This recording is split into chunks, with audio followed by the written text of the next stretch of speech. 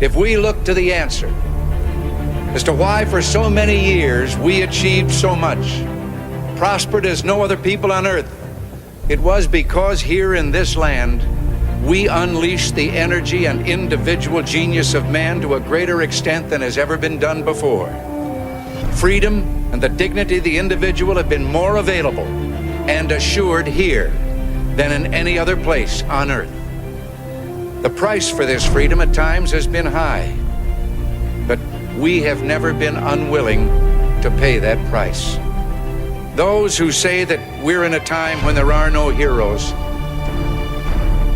they just don't know where to look. The sloping hills of Arlington National Cemetery, with its row upon row of simple white markers bearing crosses or stars of David, they add up to only a tiny fraction of the price that has been paid for our freedom. Each one of those markers is a monument to the kind of hero I spoke of earlier. Their lives ended in places called Belleau Wood, the Argonne, Omaha Beach, Salerno, and halfway around the world on Guadalcanal, Tarawa, Pork Chop Hill, the Chosin Reservoir, and in 100 rice paddies and jungles of a place called Vietnam. Under one such marker lies a young man, Martin Treptow, who left his job in a small-town barber shop in 1917 to go to France with the famed Rainbow Division. There on the Western Front, he was killed trying to carry a message between battalions under heavy artillery fire. We're told that on his body was found a diary. On the flyleaf, under the heading, "My Pledge," he had written these words: "America must win this war. Therefore I will work, I will save, I will sacrifice, I will endure. I will fight cheerfully and do my utmost as if the issue of the whole struggle depended on me alone." We must realize that no arsenal or no weapon in the arsenals of the world is so formidable as the will and moral courage of free men and women. It is a weapon our adversaries in today's world do not have. It is a weapon that we as Americans do have. Let that be understood by those who practice terrorism and prey upon their neighbors. As for the enemies of freedom, those who are potential adversaries, they will be reminded that peace is the highest aspiration of the American people. We will negotiate for it, sacrifice for it. We will not surrender for it now or ever. We are Americans.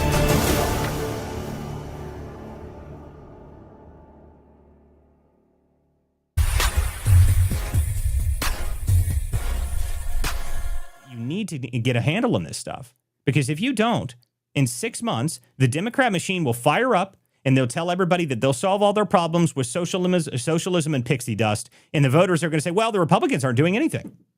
They don't care what the Republicans do. The Republic, well, you know, we voted for the Republicans and they suck. They didn't do anything. They can't get anything done. And the problem is the Republicans establishment. I do worry that part of this is they hate Trump anyway. Okay, they despise him. They've always hated him. And to them, they couldn't throw him in handcuffs, so they're going to handcuff his agenda and let him run out the clock. That's what I worry is actually happening right now. Okay.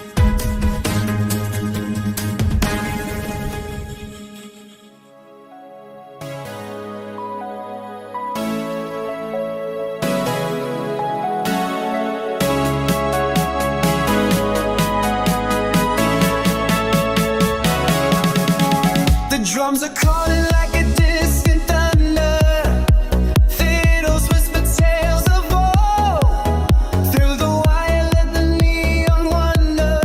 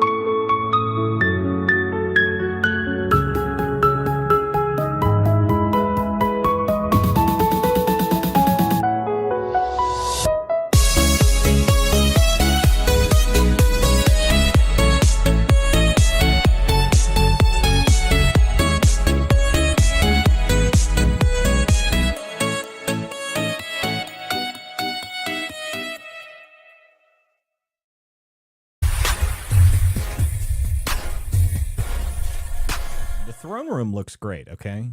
I mean, I listen, I know that they're all upset about this, but guys, just accept it. The throne room's going to be gorgeous. I mean, wait till you see the size of the thrones. They're going to be beautiful. I mean, I don't know why everyone's all upset about this ballroom. Like, they just haven't figured it out yet. That's just the cover story.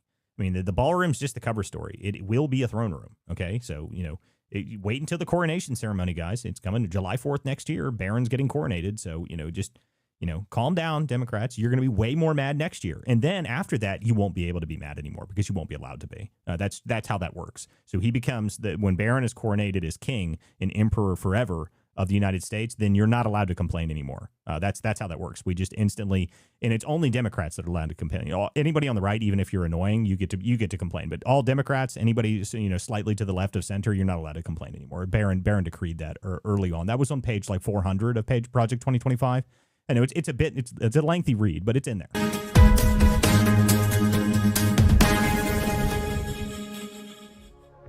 Dark MAGA. As you can see, I'm not just MAGA, I'm dark MAGA. My sole and exclusive mission is to go to work for our country, to go to work for you. It's time to deliver a victory for the American people. We don't win anymore, but we are going to start winning again. I'm not just MAGA, I'm dark, gothic MAGA. From mountain to mountain, from ocean to ocean, hear these words. You will never be ignored again. And yes, together, we will make America great again.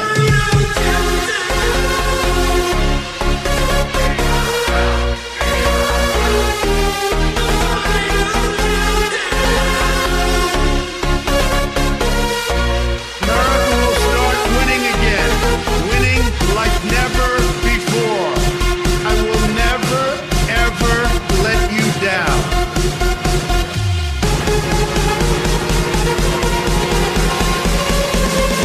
This is Donald Trump's house, brother.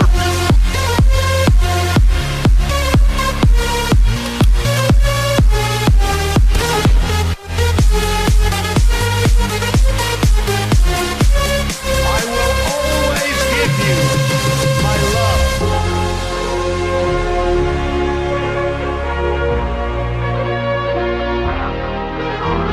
America is a nation of believers, dreamers, and strivers. We will bring back our jobs. We will bring back our borders. We will bring back our wealth. And we will bring back our dreams. Thank you, God bless you, and God bless America.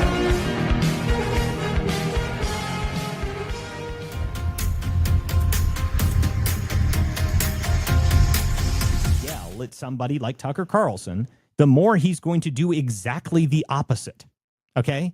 Like, if you don't want to hear what he has to say, then stop talking about him all day. Like, it's very easy. It's much simpler than you think it is. If you really dislike what Tucker Carlson is doing, every single time he says something, you all share 1,000 clips of him. There's 1 million clips that come out. Look what he said. Like, okay, well, you just boosted him in the algorithm by 1,000%. Well done. Like, it's such a foolish notion to try and convince anybody an American male, like just a red-blooded American male, to say, you can't talk about that and stop talking about that, and if you do, we're going to come after you. The response is going to be the same every single time. Screw you, I'm going to talk about it more. Okay? I'm going to talk about it way more now. I'm going to talk about it every day, and everything you don't want me to do, I'm going to go do it. Like, I mean, like, it's a stupid concept to trying to convince people not to talk about things. You're not going to convince them to do that.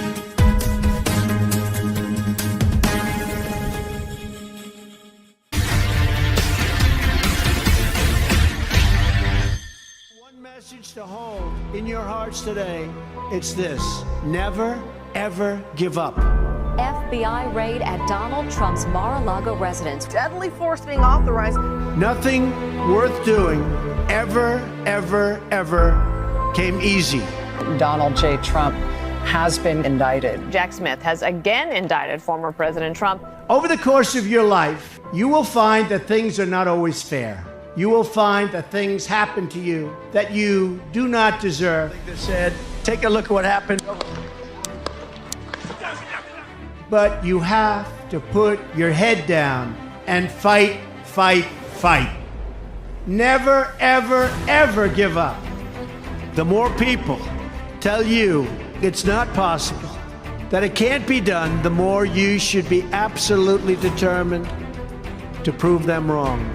CNN projects that Donald Trump has been elected president. Treat the word impossible as nothing more than motivation. Relish the opportunity to be an outsider, because it's the outsiders who change the world. 250 million Americans are not garbage. And it'll make a real and lasting difference.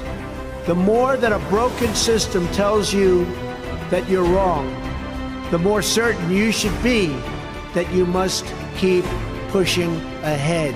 You must keep pushing forward. I think that we just witnessed the greatest political comeback in the history of the United States of America. So just remember that. Never stop fighting for what you believe in and for the people who care about you. America is beginning a new chapter. Our best days are yet to come. I can promise you that.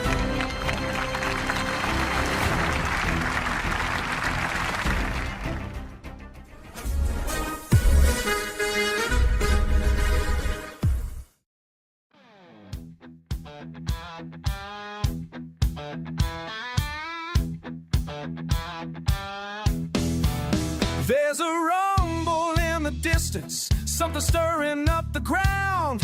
Coffee shops and corner stores, people talking all around. But the words they're speaking softly got a weight that pulls you down. Something's moving through the grapevine, word by word from town to town. And they lean in close to tell you what they heard somebody say. But the truth gets bent and twisted as it travels on its way. Who do you trust? When the talk gets low, who do you trust? When the whispers grow in the halls of power where the secrets flow, who do you trust? Tell me who do you trust?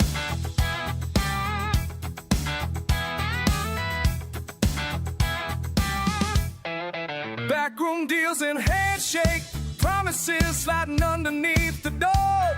Politicians playing poker with the chips are rich and poor. Every word's a calculation, every pause worth so much more. While the people keep on waiting for the truth they're hungry for. And they lean in close to tell you what they heard somebody say. But the truth gets bent and twisted as it travels on its way. Who do you trust? When the talk gets low, who do you trust? When the whispers grow in the halls of power where the secrets flow, do you trust? Tell me who do you trust?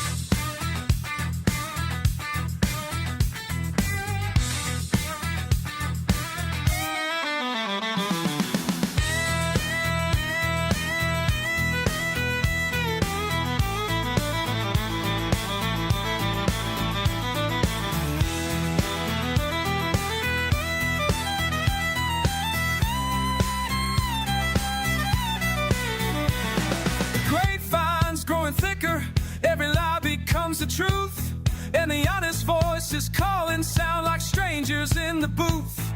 We're all just trying to listen to the static and the noise, but the loudest information drowns out the quieter voice. Who do you trust? When the talk gets low, who you trust? When the whispers grow in the halls of power where the secrets flow, who you trust? Tell me who do you trust? Who you trust? Do you trust? Do you trust? Do you trust? When the whispers grow.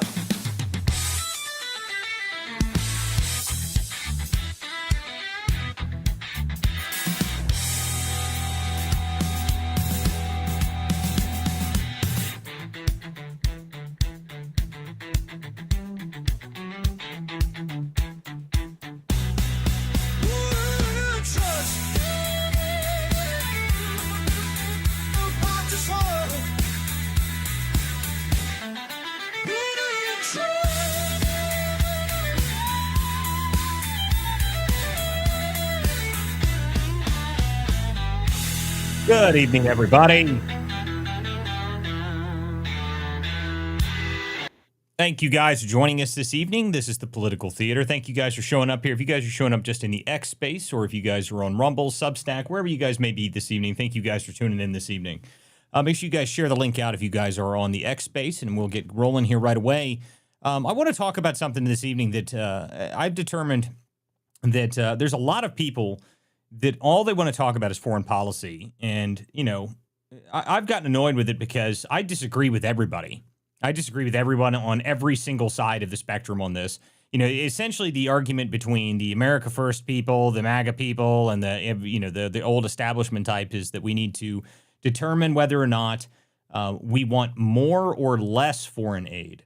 That's essentially the argument. And I disagree completely. I think everyone's got it completely wrong. There's a much better answer. I think we should just go directly into true American imperialism. Now, that's not going to be a particularly popular idea, but I think it's the better idea. You know, if you go into full isolationism, like some of the people are talking about now, America only, and everything just needs to be focused internally. Well, we do live in this, a world where we do have adversaries. So if you do just completely degrade downward, then everybody, the rest of the world would rise, and then we would eventually fall as a result of that. So that's not a good idea. And I don't like the idea of continuously giving out foreign aid, but I have a better idea. Why don't we just go to actual imperialism and start demanding tribute from other countries? I mean, come on now. At this point, we have been giving people money for a century. And, it seems to me that we forgot that for almost all of human history, whenever there was a large-scale empire of some kind, it was the opposite way around. Somehow we inverted the tribute concept. Instead of them paying us, we're sending them money. And I don't like that idea. I think that idea is stupid. I think that they should start paying us. And I think it's a pretty easy idea. I mean, there's a much easier way to sit there and think about it. The amount of money that we could get from doing that, say just all the countries that we have defense agreements with, or that we send foreign aid, they owe us 2% of their total GDP or something. I mean, it's not that big a deal. I think you could probably get away with that. I mean, what are they going to do about it? I mean, the other side of it is that, at the beginning of this term, we were hearing Trump talk about, the Trump Row doctrine is what everyone was talking about. And I think that I agreed with that, actually. I think we should take Greenland. We should take Panama back. I think we should just expand the country. I mean, if we're having problems where we can't afford things, or we're super far in debt, if we're really America first, if there's all these people that are saying we're just America first, America only, America this, America that, yeah, I agree. Let's demand tribute from all of our vassal states all over the world so we can pay our debt down. I think that's a great idea. I think we should just do that. I mean, I don't see any reason not to. If you're super America first and you're super American citizens only, then let's demand that all the people that we've helped for the past 100 years start paying us. But is there a real reason not to do that? I mean, other than upsetting people. Yeah, I'm sure it would upset people. We've been paying them. We've been paying them for years, for decades. We've been paying people. And what do we got out of it? Seems like we're in debt. We're having issues internally. Our citizens we have a huge affordability problem. Let's just fix it. I mean, what are they going to do? And I love that, the idea, we don't have to necessarily expand everywhere. We could take Canada. Yes, we could take Canada. We could take Greenland. What is Mexico going to do if we invade? What would Mexico do? They don't even have their whole country is falling apart as is right now. Let's just take Mexico. We could take Mexico, we could take Greenland, we could take Canada. I mean, there's probably my guess is there's 40% of Latin America. We could probably just conquer it and they wouldn't be able to do anything. It's not like they have a military or anything. It's not like it would be a big deal. I think that's a good idea. We could just conquer all these places, demand tribute. We could pay our national debt down with the tribute. And if we owe them any money, then we can just cancel the debt entirely. And they can keep we'll give them the same sort of status we do the Virgin Islands, where they have a singular person that they can send into Congress, but they don't have a real vote. They're just kind of a meaningless person. They just have they have representation to the point that we get to hear them complain, but it doesn't really matter as long as they're paying us. So I think this is the correct solution. We've got everybody arguing constantly about, well, we don't like how much aid we give people. We don't want to give aid to Ukraine. We don't want to give aid to Israel. We don't want to give aid to anybody. It was yeah, I agree. We shouldn't give it aid. But the better option would be, okay, no aid. And in fact, you must pay us. I think that's a better idea. I like that idea a whole lot better. I think it would work out great. I mean, I don't see why we shouldn't do it. I'm sure that somebody will say, well, it'll destabilize things. Like, well, as if things are fine as is. They're not. Okay, what are we going to do if we default? Like, I mean, we don't have any money. Like, if we're broke as a country, then I think the better option is to start taking things. I mean, we have the most powerful military in the world, and they don't ever get to do anything. I mean, right now, they always just go to Middle Eastern countries and assist other people in war, or, we assist other people in other regimes. We don't ever get anything out of it. I disagree completely.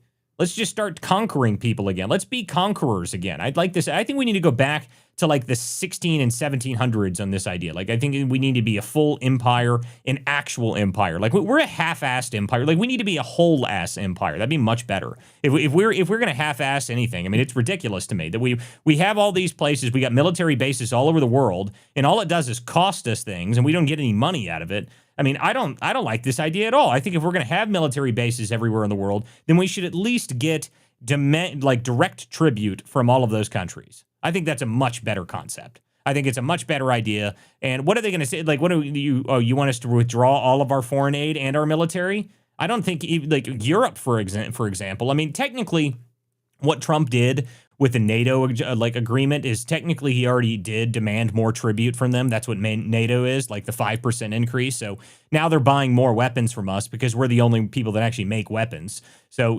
that's technically some form of tribute, I would say. So they've increased their spending with us by a lot. So that's good. That's good. But what about all these other countries? I mean, like, why are we have all these countries and we just send them money and we don't get anything out of it? Like, I don't think this is a good idea. If we send you money, and we've sent you money for the past 100 years or so, and your entire country relies on us, then I think we deserve, 10% of your whole revenue. I like it. Why not? We can pay down our debt. We can make it so that it's super affordable for all American citizens. Americans get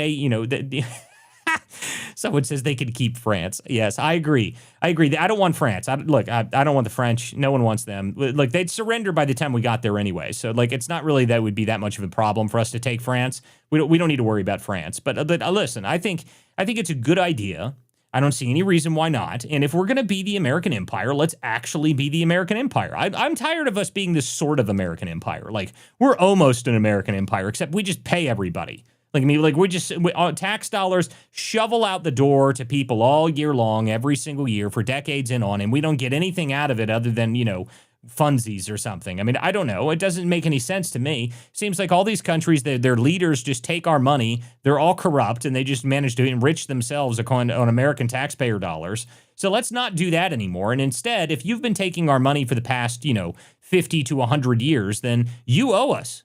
You owe us a lot, in fact. In fact, we're going to start calling that debt now. That's what we should do. And what are they going to say? Like, oh, well, we're going to back off of this. Like, listen, even if you want to claim that, some of these other countries around the world that maybe, well, they'll go lean further into China. Well, it's like, sure, but I don't think Mexico would be able to do that. I don't think Canada would be able to do that. You're right next door. What are you going to do if the Marines just go in there? Okay, you're screwed. Okay, it's not like the Canadian military has anything to worry about. You have all of our equipment. It's our military equipment that you have anyway. So I'm not really too concerned about it. I think it would be a much better way of going about it. It's just an idea. But American imperialism is something that I've thought about extensively. I mean, if we're a stasis as a country, there's no such thing as you just stay still. That's the one problem I have with the idea of being isolationist. If you're isolationist, then you shrink naturally. That's what, you can't be a country that is you're either growing or shrinking. There's no just staying in the middle and you just stay at stasis forever. That's not how anything works. I mean, if that happens, all that would happen if we stayed in stasis and we went all the way back to isolation is then China would rise drastically and then eventually they would take over us. So let's not do that. Instead, let's expand and actually expand, not sort of expand, not this sort of half-assed attempt that we've been doing it for the past 60 years with this foreign policy. Let's not do that. Let's just say, okay, you're now a vassal state. Congratulations. Now you owe us money. Lots of it. Every year. Checks due. Okay, let's start doing that. We could start taxing other places instead of taxing American citizens to death. I mean, if you're a vassal state and you have a military base of America in your country, then I think you owe us a lot of money. That's just my thought. If we actually have a physical military base in your country, and there's like 150 of them around the world, okay? So if we have the military base in your country, then I think just for us having that military base there, you owe us for the full cost of all of the military base that's been, how long it's been sitting there, you owe us for all of that cost, plus all the time that it's been sitting there and all the time it took us to develop it. I think all of that money needs to be paid back to the American citizens. I think that's a good idea. We paid for the development of it, then now you need to pay us for us maintaining it there and sitting there. And if you don't like it, then, well, sucks. You know, we're America. What are you going to do? What is your tiny little puny country going to do? That's what we should be doing. That's the way I like to think about it. I think it's a good idea. I mean, I don't see any problem with it. You know, listen, the rest of the world wants to act as if we need to just be their piggy bank, and I think I disagree completely. I think what we need to do is we need to actually grow as a country and actually be an expanding country, and I think it's a good plan. I think if we started collecting tribute, then all of our problems would be solved, because then all of these countries would be incentivized to not be reliant on our country anymore. And then they could, you know, if they grow out of needing our assistance constantly, then fine. Then you can be a good trading partner, and then you don't have to owe us tribute anymore. I think this is the better way to go about things. You know, there's all these people that are sitting here saying America first, America only. Like, I agree. America only. I want the American only empire. I want us to be globally dominant for all of human history from here forward. That's what I want. I want us to expand, because if you think our adversaries don't think like that, of course they do. Call it reparations. I love it. I love the ideas. Guys, thank you guys for showing up this evening. This is the Political Theater, weeknights at 9. I'm your host, Walter Kurt. If you guys are on the X space, you guys are welcome to come up and join the show. If you have a comment, you can always put it in the live streams. There are multiple different live streams running on Rumble, Substack, YouTube, all over the place. If you guys want to put a comment in there, I do read the comments throughout the show. If you guys would like to join the show and come up and make comments, you can request on x.com. Go to x.com at WC Dispatch, and you can join the show. You can always watch the show on WCDispatch.com. It streams at 9 p.m. weeknights. This is episode 134. Thank you guys for showing up this evening. And I already have one request here, so let's see if we can get somebody up here. Jacktron's always welcome up on stage. Anybody else who wants to join the show, you're welcome to do so. So we have a lot to talk about tonight, other than just American imperialism, which I think is the only answer to all of our problems. You know, all these people want to complain and whine about foreign policy. Like, let's actually answer the problem then. Like, if you have all these issues with American foreign aid, I agree. Let's get rid of foreign aid. Now I want tribute. I want tribute from all of our vassal states that we support around the world, instead of us sending them money. Like, this whole inverted tribute thing is not working out for us. We're really in debt, and we don't need it anymore. So let's not do that anymore. Let's instead go directly into reparations. I'm actually going to start calling it that. Kyrie, I love that. It's just so funny to me. I love the concept of reparations. It's a very funny concept. Reparations for American expansionism. I like just paying us to make sure we take care of your problems. That's fine. We'll deal with it. In fact, anybody that signs on to this, then you get full support of the American military. I mean, now, we won't send you troops, but we'll give you air support, okay? Like, we'll send you an aircraft carrier if you get in trouble. But, you know, that's about it. Like, I mean, we're not going to actually risk lives. That's your problem. But you know, I think it's a good concept, and our Air Force is all we really need anyway. Our Air Force is far larger and far more powerful than anybody else in the world at this point anyway. I think there's a great chart out there. I don't know if you guys have ever seen this before, and it shows the size of Air Force, like fighting force of, like, you know, usable jets and everything like that. And, you know, you go through it, and America has more than double the top 3 countries combined. Like, it's just great. I love it. Like, you know, I think we have like 11,000 or something like that for total like Air Force ability right now. 11,000 fighting forces that are able to take off at any time. And China's like, you know, China's way behind it. Like, they have like 3,500, and then Russia's got like 6,000. You know, it's like we have like double all of the top 3 combined. It's great. And the better part about it is, even if you go further down in that list, like a bunch of the other countries that are in that included in the list, they all have American jets anyway. They're like, they're the Europeans. They buy all of their equipment from us. So I would assume that probably 60 to 70% of all the top fighting force in the world is all our equipment anyway. So, you know, I really don't think that there's much somebody could do if we actually started using our military muscle for what it could be used for. I'm not really sure how someone would argue against it. What is your plan? You're gonna fight the American military? Good luck. I don't think it'll work out for you. They could say, well, it'll destabilize the world. Like, well, whatever. Shut up. I mean, I'm not worried about that. You know, everyone claims everything's going to be destabilized every day. I mean, according to the world right now, everyone thinks that BRICS is going to somehow rise up and we're going to destabilize. The dollar's not going to be the reserve currency, even though that's not even remotely possible based on the fact that the reserve currency, all of the bank transactions at the upper level are all done in American dollars. So not really sure how that works out for you either. But again, I think that we need more money. You know, we've got a money problem. Sorry, we need to go out and we need tribute. Okay, so I think this is the only way forward. So anyway, guys, we've got a bunch of other news to cover this evening. Marjorie Taylor Brown has been determined that she is no longer popular, which is just hysterical. I don't know if you guys saw Trump's comments on this earlier today. This was just great. It was just great stuff from the president. He's, you know, I don't even know if anybody cares about it at all. Who pays any attention to this woman? Like, only Trump. Only Trump could you decide that you're going to go against him, and then he's just going to immediately give you 3 nicknames in a week, which I think is great. I'm not sure who else has gotten that many nicknames that quickly. Has anybody else gotten that many nicknames that quickly? I don't think that's happened before, but I do like it. I think it's great. We'll send it. I don't know. Hillary, Joe Biden, Hefe Jeffries. Yeah, but Hefe Jeffries. But no, I'm talking about the amount of nicknames. Like, this has been like a rapid fire creation of nicknames. I'm not sure we've ever had that happen before. So, you know, I do like all the nicknames. Which, do you have that clip in here? Crap, I forgot to put that in there. That's okay. I can pull that one up because I think I sent it to you. You know what? I know exactly who. I know who posted it earlier. I think it was Laura Loomer posted it earlier today. So I can definitely put that up on the screen because that was great. I loved that one, and I think that's worth playing. Just so I'll play this clip here real quick.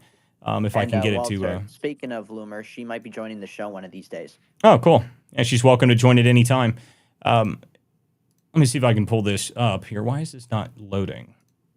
Where is this? Well. Oh, I know why. There we go. No, not working. Well, I don't know what the hell... Oh, here we go. There's the problem. Okay, so let's see here if I can find this here. So this was Marjorie Taylor... This was Marjorie Taylor Greene, or Trump's comments on Marjorie Taylor Brown. Yeah, Marjorie Taylor Brown. I thought this was just hysterical. So let me see if I can pull this one up here.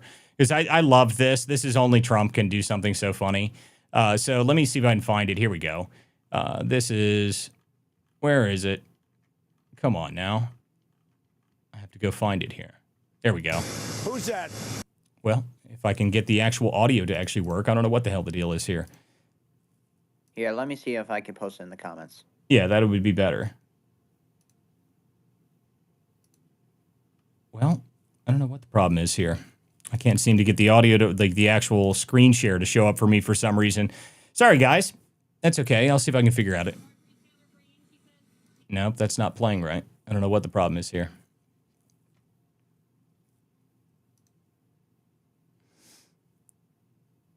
Sound. Oh, there we go. That's probably the problem. Okay, so that should probably fix the issue. Okay, so let me see if I can play this now. And screen share. There we go.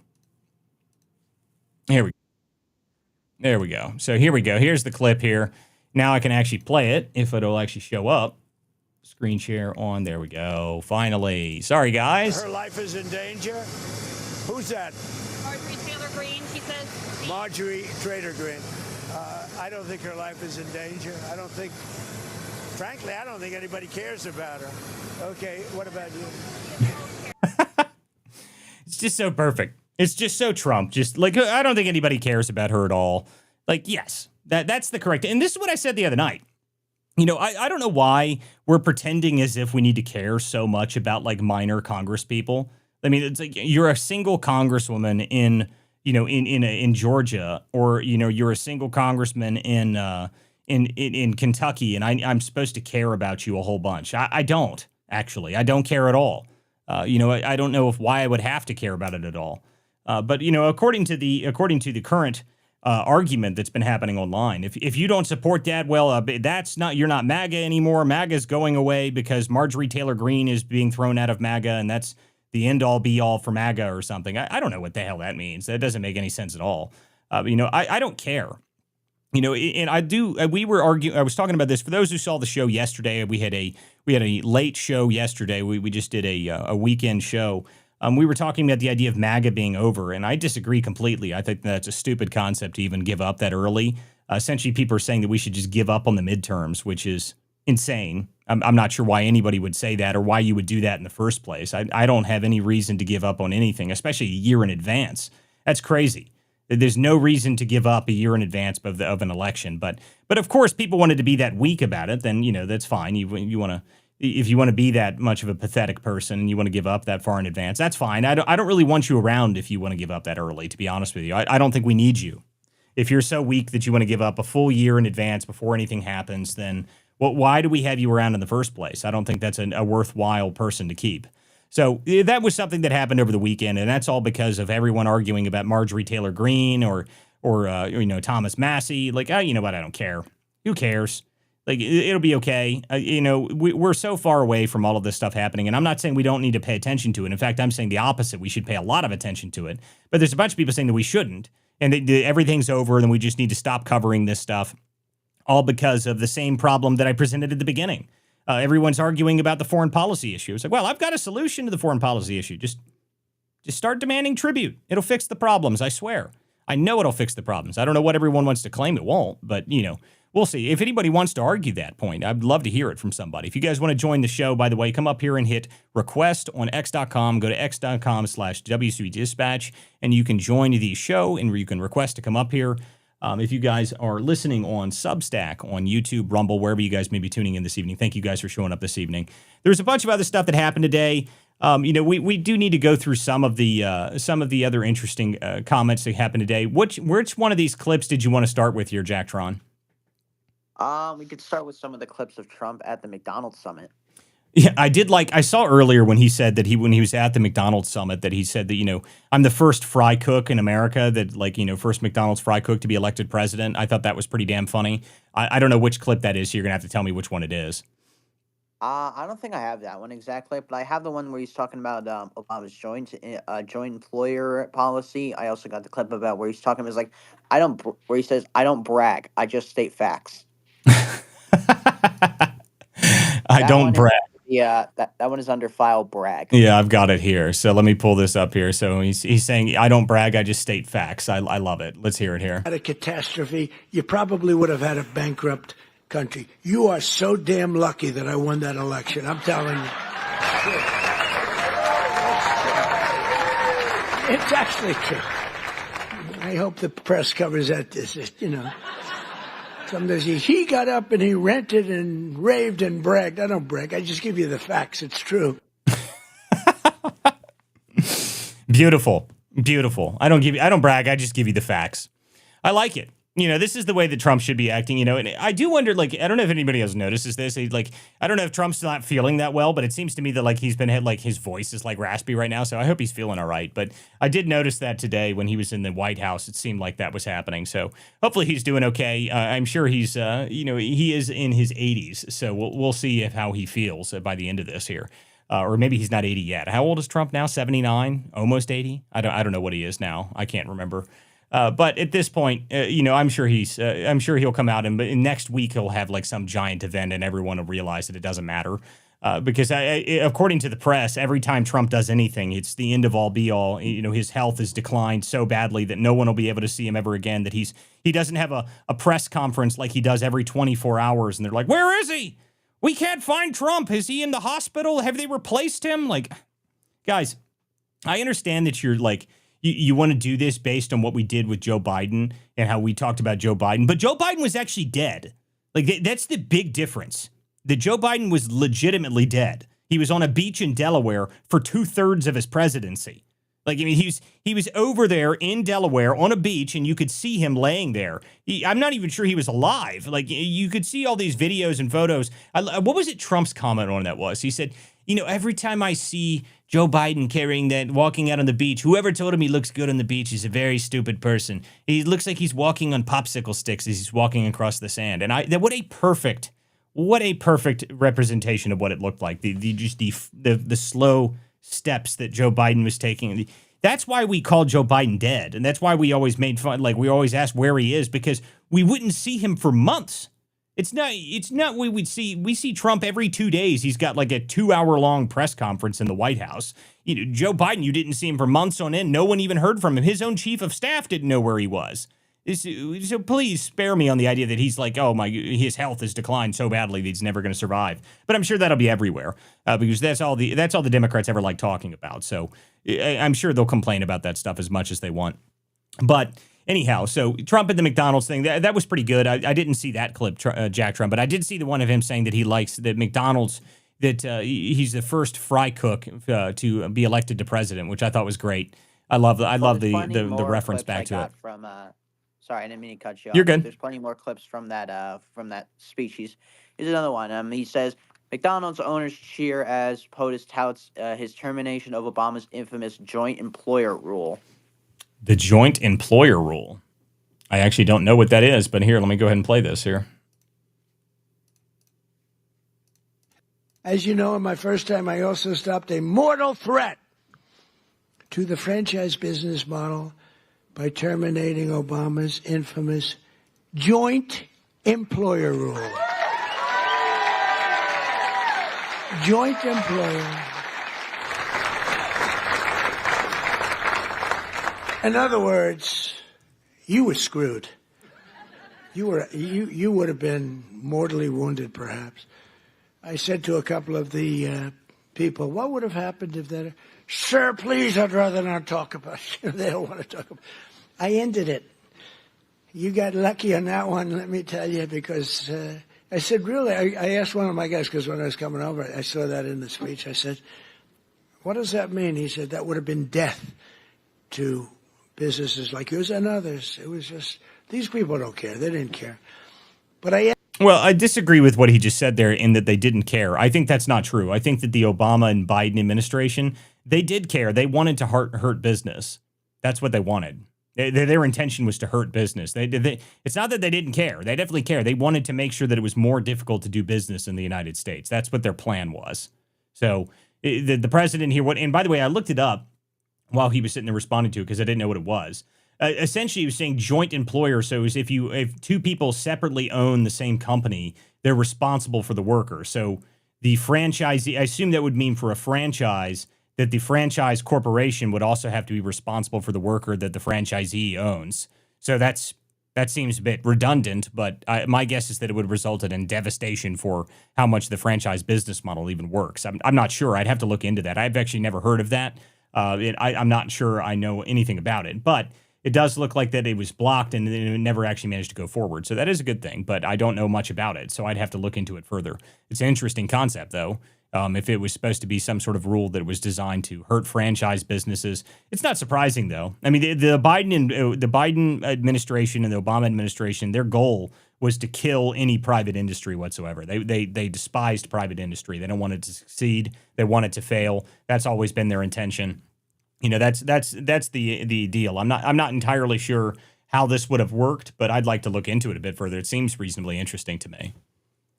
Yeah, I'm sure it is. There's a couple other clips in there. Here's one he's talking about the affordability crisis. Another one he's talking about small businesses like yours and all the citizens that we all serve. We're fighting for an economy where everyone can win, from the cashier starting his first. I'm just reading off an exact quote from him. From the cashier starting his first job to the franchise opening his first business, blah, blah, blah, blah, blah. But if you want to play either of those, or we can shift to a new topic, because I have a couple. What do you have for other topics right now? We can cover a little bit of this stuff if we want to, but what else do you have for direct topics? Well, we had, I saw a couple good clips from Bill Maher. He had clown Patton Oswalt on his show, and Maher just scorches him about how the left lives in this bubble. Well, that would be true. So let's check that out. There's a couple different clips here. There's one that seems like a bit longer. Are they in direct order? I think the one we're looking for is Maher 3. Maher 3. Okay, let's check it out. This country is not as mature as it thinks it is. We elected Obama, and clearly the country freaked out. We're still living in that freak out. We are not as progressed and evolved and intelligent as we think we are, because we keep freaking out about this stuff. Well, you know, the left freak out too. The left freaked out about a lot of bullshit too. What did they freak out about? Gender, race, parenthood, schools, homelessness, crime, the border, education. Like we stopped being a scientific people. Like it's not scientific. But the left certainly stayed scientific. No, they didn't. Why not? Because they think gender bullshit that they went way too far with. That's not scientific. But how did I'm not trying to. How did they go too far with like gender stuff? And I'm not trying to instead of if I was teaching children, what I would teach them is there is a default setting for the human being, which is heterosexuality, but that doesn't mean every person is that, and we should completely respect everyone who isn't that. But we understand that's called a minority, and what makes us a great country is that we respect minorities. We don't think they're lesser just because they're lesser in numbers. That's not what we started to teach, which was that every baby is, I don't know, let's not even put it on the birth certificate.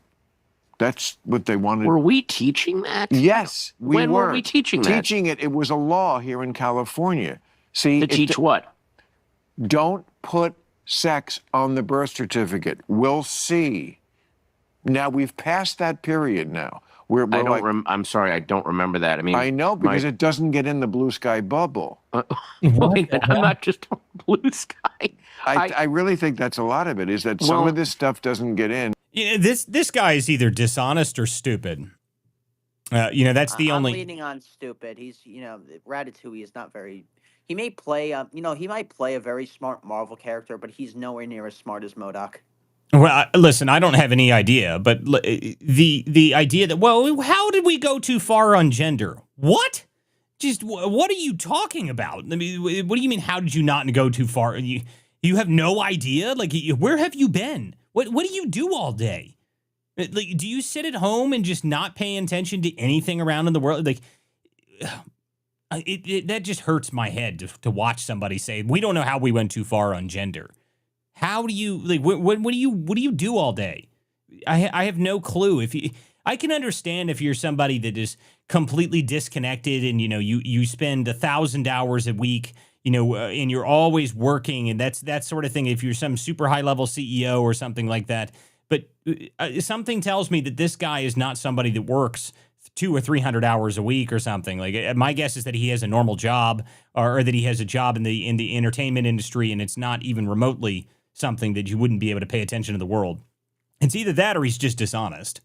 I mean, that would be the only. I think it's more just the former. He just has no idea because he's so insulated in that Hollywood bubble. Yeah, but the Hollywood bubble were the people pushing this stuff. Half the people in Hollywood have transgender kids. What is he talking about? There's no way you wouldn't have known it, especially in Hollywood. And Hollywood's all about this stuff. They talk about it endlessly. Half the kids there have transgender problems. All their schools treat transgenders. I guess if he doesn't have any kids, maybe he doesn't know. I mean, I guess. I don't think Patton Oswalt has any kids. Well, Patton Oswalt's a moron. That would be the easiest way to describe this then. He must just be an idiot. I mean, but just listening to somebody say that like that, something like that that's troubling that you have no clue. You have no clue what's going on. You're so insulated that you actually don't know about any of the major problems we've had socially over the past, 10, 15 years now. It's not like this is new. This has been going on forever. This is a huge problem. And and I like that Bill Maher actually brought up that that they were passing laws about it because, a lot of states did. It's not just California. A number of states did. A number of states passed laws saying you can't do this stuff, saying that it's a transgender sanctuary state, that you if your kid doesn't, if your school doesn't have to tell the parent if they start identifying as a different gender when they actually go to school, they don't have to tell the parents. That's pretty troubling stuff, and you don't know about it. I mean, you're either stupid or dishonest. That's the only way you can describe that. It's stupid or dishonest. Take your pick. If he is stupid, then you're really, really stupid, and no one should pay attention to anything you ever say because you have no concept of what's going on in the country or what's going on in the world, and that's a big problem. But then again, we've also noticed recently that celebrities have decided that they don't want to be involved in politics anymore. I mean, Jennifer Lawrence, what was it, just a couple weeks ago when she said that, right? She said, I don't think I should talk about politics anymore. Good. Not our friend Jennifer Lawrence. No, she's fantastic. We love her. No, Jennifer Lawrence, the actress. So I know that just a couple weeks ago that she was saying that, I don't think I should comment on politics anymore. And I agree, you shouldn't talk about politics anymore because you don't know anything about it, clearly. But not only that, I think the bigger side about it is, what's up? Sorry, I didn't mean to cut you off there. But what she said was that if Trump in 2015, that if Trump gets elected, she said the world was going to end. No kidding. That's actually what she said. The world is going to end. To this day, yes. And to this day, she still never said she was wrong. So, yes, please shut the fuck up, Jennifer Lawrence. Yeah, well, I mean, just I love all the Hollywood celebrities. At least some of them actually did start leaving. That's a good advantage. One thing that did happen, Rosie O'Donnell is no longer here. She has moved to Ireland, which is pretty funny because now the Irish Republic is starting to rise up. Did you guys see this? A couple weeks ago, there was I was talking about how if you want to look and see what country is probably going to start moving towards some sort of civil revolution of any kind, I said look at Ireland first. And less than a week later, there was some video comes out of an anonymous group calling themselves the Irish Citizen Army. It was like, yeah, there we go. That didn't take long. I mean, not surprising, to be honest with you. I think that Ireland's in a bunch of trouble, so I wouldn't be surprised to see if the Irish start rising up against their government because they've done it before. So I wouldn't be shocked at all if they started actually moving forward with that. But they can keep Rosie. Whatever happens there, we don't want her back. Okay, let's make that very clear. We don't want Rosie O'Donnell back. She can stay. We have no interest in her returning. She wasn't very helpful here anyway. The only thing that was great about Rosie O'Donnell was whenever Trump started making fun of her. That was always entertaining. But outside of that, that's pretty much it. Absolutely. Now, there's two other clips from that Patton Oswalt bit. I forget what the specific topics were, but I remember when I watched them, there was something that caught my attention about them. So if you want to play those, or we can move on to another topic. Like we could also talk about Michelle Obama and all the stuff that she's been parading around on her tour. Michelle Obama, Big Mike. I do love that Big Mike is constantly out here talking about how difficult her poor life is, as if we need to care about the woes of Michelle Obama. I mean, this is like the most insufferable woman that's ever existed to me. She's crazy. So let's see what I'm actually curious because I didn't see any of this because I don't pay any attention to anything Michelle Obama says. But let's hear what she has to say here. Worry about it. Let me explain something to white people. Oh, here we go. Our hair comes out of our head naturally in a curly pattern. So when we're straightening it to follow your beauty standards, we are trapped by the straightness. That's why so many of us can't swim and we run away from the water. People won't go to the gym because we're trying to keep our hair straight for y'all. It is exhausting and it's so expensive and it takes up so much time. Braids are for y'all so we can work harder and focus on the work. So why do we need an act? An act of law to tell white folks to get out of our hair. Don't tell me how to wear my hair. Don't wonder about it. Don't touch it. Just don't. So I did see this one actually, and this is talking about, if your hair is curly, you can't. That's why we don't swim. My only thought was, so are you blaming the fact that your chef drowned to death in Martha's Vineyard because he had curly hair? That's my first question. That was my very first question when I heard this. Like, so, did the chef have curly hair? Is that why he drowned to death in Martha's Vineyard in a puddle, even though he was an Olympic swimmer? Is that why? Okay, maybe that's not it. I mean, I don't know. Just a thought. I mean, according to Michelle Obama, that's a real problem. But you had so. I love it. Hey, Mike, shut up. I love the comments here. I do like all the comments. Hey, Mike, just shut up. Just please shut up. Yes, I agree. Mike should shut up. I don't want to hear Mike talk. I did love does she still do her podcast? Does anybody watch it? Does anybody actually pay attention to it? I remember watching the first couple episodes of it, and they were like the most insufferable episodes of a show I've ever seen. And no one watched them. That was the other funny part about it. I remember seeing them when they first came out. I think there was less than 10,000 views on a couple of them, and the only reason anybody saw them is it was like all of the right-wing people going to clip it. That was it. I think it was the only reason anybody watched it at all. I don't know if anybody still watches it or if she still does one at all, but I don't think anybody really does watch it. Okay, we've got somebody coming up to join the show. If you guys would like to join the show and come up here and talk, you are welcome to do so. The topic this evening, the primary open of the show this evening, was talking about American imperialism and how it's the correct solution to all of our problems. If you want to talk about that, you're welcome to come up here. If you got any comments on news or anything else you want to ask me, you're welcome to do so. Just hit x.com, go to @WC Dispatch, and you can join the show. You can always put a comment in the streams. I do read all the comments throughout the show. You're welcome to do that as well. We got Freylin up here. What's up, Freylin? Earth to Freylin. No? No? All right. That's okay. We can keep moving here. So what was the other clip here, Michelle Obama? So the other one of Michelle Obama is that she said that, let's just play it. Okay. So thank you all for being there for us. You stepped into a role that carried a preconceived idea of femininity and wifedom that was founded on the landmines of racism and misogyny. What the First Lady wears is one of the main ways, which you've already said, that a First Lady is talked about. It comes with so much historical expectation. How do you feel about the fact that the First Lady is an archetype for wifedom and femininity? Yeah, I don't agree with that.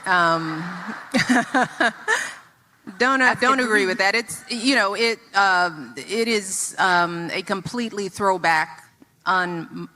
It's a definition that has no current status in how women actually show up in the world today. Do you think that impacts the room that we've made for a woman to be president? Well, as we saw in this past election, sadly, we ain't ready. That's why I'm like, don't even look at me about running, because you all are lying. You're not ready for a woman. You are not. So don't waste my time. Oh God. She's got the accent. She loves renting for sure. She's got the accent out, guys. Did you hear it? She's got a full ghetto accent that's coming out. Y'all ain't ready for it. I mean, oh, Jesus. Why are you all so fake? Why are they all like this? Why are they all fake? Why are they all so unbelievably fake? It's unbelievable to me. But the whole idea that it's antiquated. Women don't see themselves based on what they wear. That's just not true. That's just not true at all. I mean, it's a laughable concept here. Go ahead, Freylin. At the end of the day, we had Kamala Harris as president, as vice president. So it's not like, we are anti-women. I mean, it happened. So. Yeah, well, listen, no one cared about voting for Kamala because Kamala is an idiot, and everybody knows that Kamala was an idiot. I mean, she could barely speak and do anything. She was not popular enough to be able to do anything. So that is pretty much a joke. But, pretty amazing stuff that Michelle Obama is coming out here talking about how, women with femininity, of all people to talk about femininity, I've never looked at Michelle Obama as somebody that's like a stalwart of femininity. Big Mike out here. The linebacker shoulders and all. I'm not really sure anybody really takes their femininity advice from Michelle and Mike, and I don't think so. I agree with Joan Rivers. There are rumors that she's a man, apparently. So. Well, that's what I'm saying. Big Mike, that's her name. Big Mike. It is Michael Obama. But anyway, so that's just a funny comment here. So looks like Michelle Obama is out here running the oppression tour because the woman that was first lady for 8 years and is somehow still trying to convince people that she's a victim of misogyny and racism and everything else, even though she was in the White House as the woman, the wife of the president of the United States for 8 years. But she's still a victim, guys. She's still a victim. Oh man. Oh my. Let's all talk about the oppression of Michelle Obama. What a joke. What an absolute joke.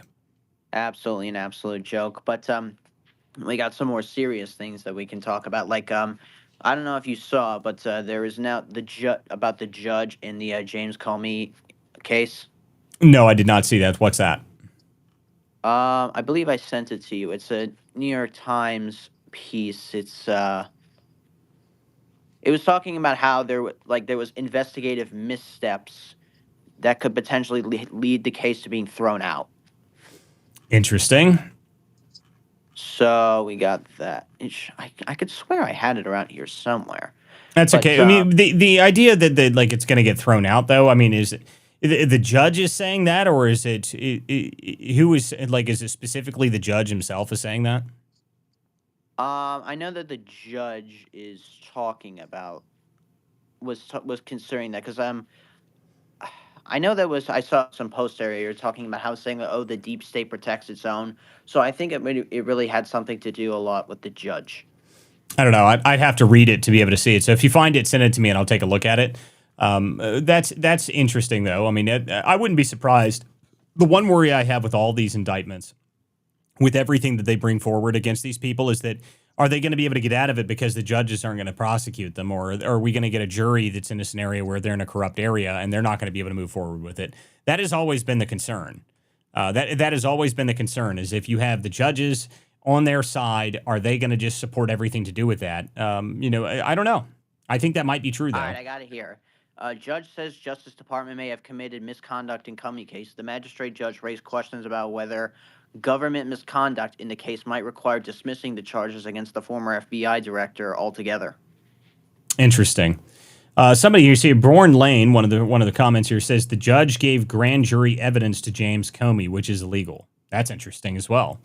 I guess I need to look further into this. I haven't paid attention to this the past couple days. I've been reasonably busy, so I don't know what exactly is going on with James Comey's case, but I'll have to look into it a little bit further, apparently. Yeah, I've also been seeing that one of our old deep state lawfare friends, Mary McCord, has been weighing in on this. So, and then our other friend of the show had decided to quote that post. He said, "Mary McCord, whether you are investigated for or prosecuted, or whether you are pardoned or have your sentence commuted, depends on whether you are an enemy or a friend of Donald Trump. This is not justice; it's cronyism." Cronyism, yeah. Well, I mean, the deal is that all of these people, all of the deep staters, are hoping that they're going to be able to get into scenarios where they can sue afterwards, because that's what their plan is. They're intending to just try and avoid all this stuff entirely. So anyway, guys, if you guys are listening to the show, we have 90-something people in the show on the X space. Make sure you guys share the link to that. Make sure you guys repost the space. Make sure you leave a comment down below if you got something to say. If you guys want to come up here and join the show, you're welcome to do so. If you guys are listening on any of the other platforms, hold on a minute there. If you have any other people in any of the other platforms, if you want to join the show, you need to go to x.com, go to @WCDispatch, and then you can request to come up to join the show specifically. Okay, what were you saying, Freeland? Yes, earlier you were talking about American imperialism. Yes. That they should start, like conquering other countries. But, well, that's just my opinion, but I think that it's before, America comes to that. I think it's important for America to actually come together first, because at the end of the day, we have Republicans versus Democrats for, generations. And, if America takes that step, I think it's going to bring more internal problems, in my opinion. Whirlwinds of problems. So you're talking about between Republicans and Democrats? I think so, yeah. Well, yeah. I mean, but the point is that I'm not talking about the Democrats. I don't care about them. They want to give up to the communists anyway, okay? My problem is that the people on the right that are arguing about this, the argument amongst the right is essentially that there's two sides. The two sides of the argument on the right are that we want more foreign, or we want to keep the foreign aid the same roughly and just keep things, be hawkish on foreign policy. Or the other option is we withdraw completely and stop giving foreign aid out entirely. But I think they're both wrong. I think we just need to be full-on American imperialist and go forward with that and just start conquering people. I think it's a much, much better solution. I mean, just take Mexico, take Canada, take Greenland. Just why not? I mean, what are they going to do? They don't have a military. They're not going to be able to do anything to us. And it would solve a lot of our problem. If you're truly America first and you want to solve America's citizens' problems, then I think the much better solution is to just conquer other places and we take their resources. I think that's a good idea. I don't see any problem with it. But are all Americans America first, though? Not all Americans are. Trust me, not all Americans are. This is a right-wing thing. This is a right-wing thing. The left is not America first. The left is, let's bring illegal immigrants here en masse, and those people come before everybody else. In fact, we give them 5-star hotel rooms. We make sure that they get to stay in the nicest hotels. We don't have to do anything. They don't have to pay anything, by the way. The only thing that matters for them is that if they come here, they have to vote for Democrats. That's how that works. So if you're not from America, that's the way it really works here, is the left wants to import voters, illegal citizens, They want to import them, and then they want to move them into cities where they can make sure that they can put them on the voting numbers, and then they want to pay them to vote for Democrats. That's how that really works here. But the Democrats have so much power at this point. You know what I mean? Well, it's not really something that we can easily ignore, considering that now Zoran Mamdani is the mayor of New York. Yes, but listen, the New York has had blue mayors for 20 years. It's not like this is new. The Democrats have controlled New York for many, many years. Zoran Mamdani is just the latest iteration of that, and now he's, New York made the wonderful decision that they're going to bring in a communist. And by the way, the real problem, the reason that he managed to even get that in the first place, the real reason that he managed to get elected like that is because New York now has like a 40% immigrant population, and they all voted for Mamdani. Like, if you go look at the numbers of people that actually are from New York, that live in New York, they all voted for Andrew Cuomo. But if you're an import into New York, not just immigrant, by the way, I'm talking about people that just moved to the city. Almost all of the people that moved into the city, those people all voted for Mamdani. So, yeah, that is a pretty interesting concept. There's another funny story that came out of Michigan. It's that first one.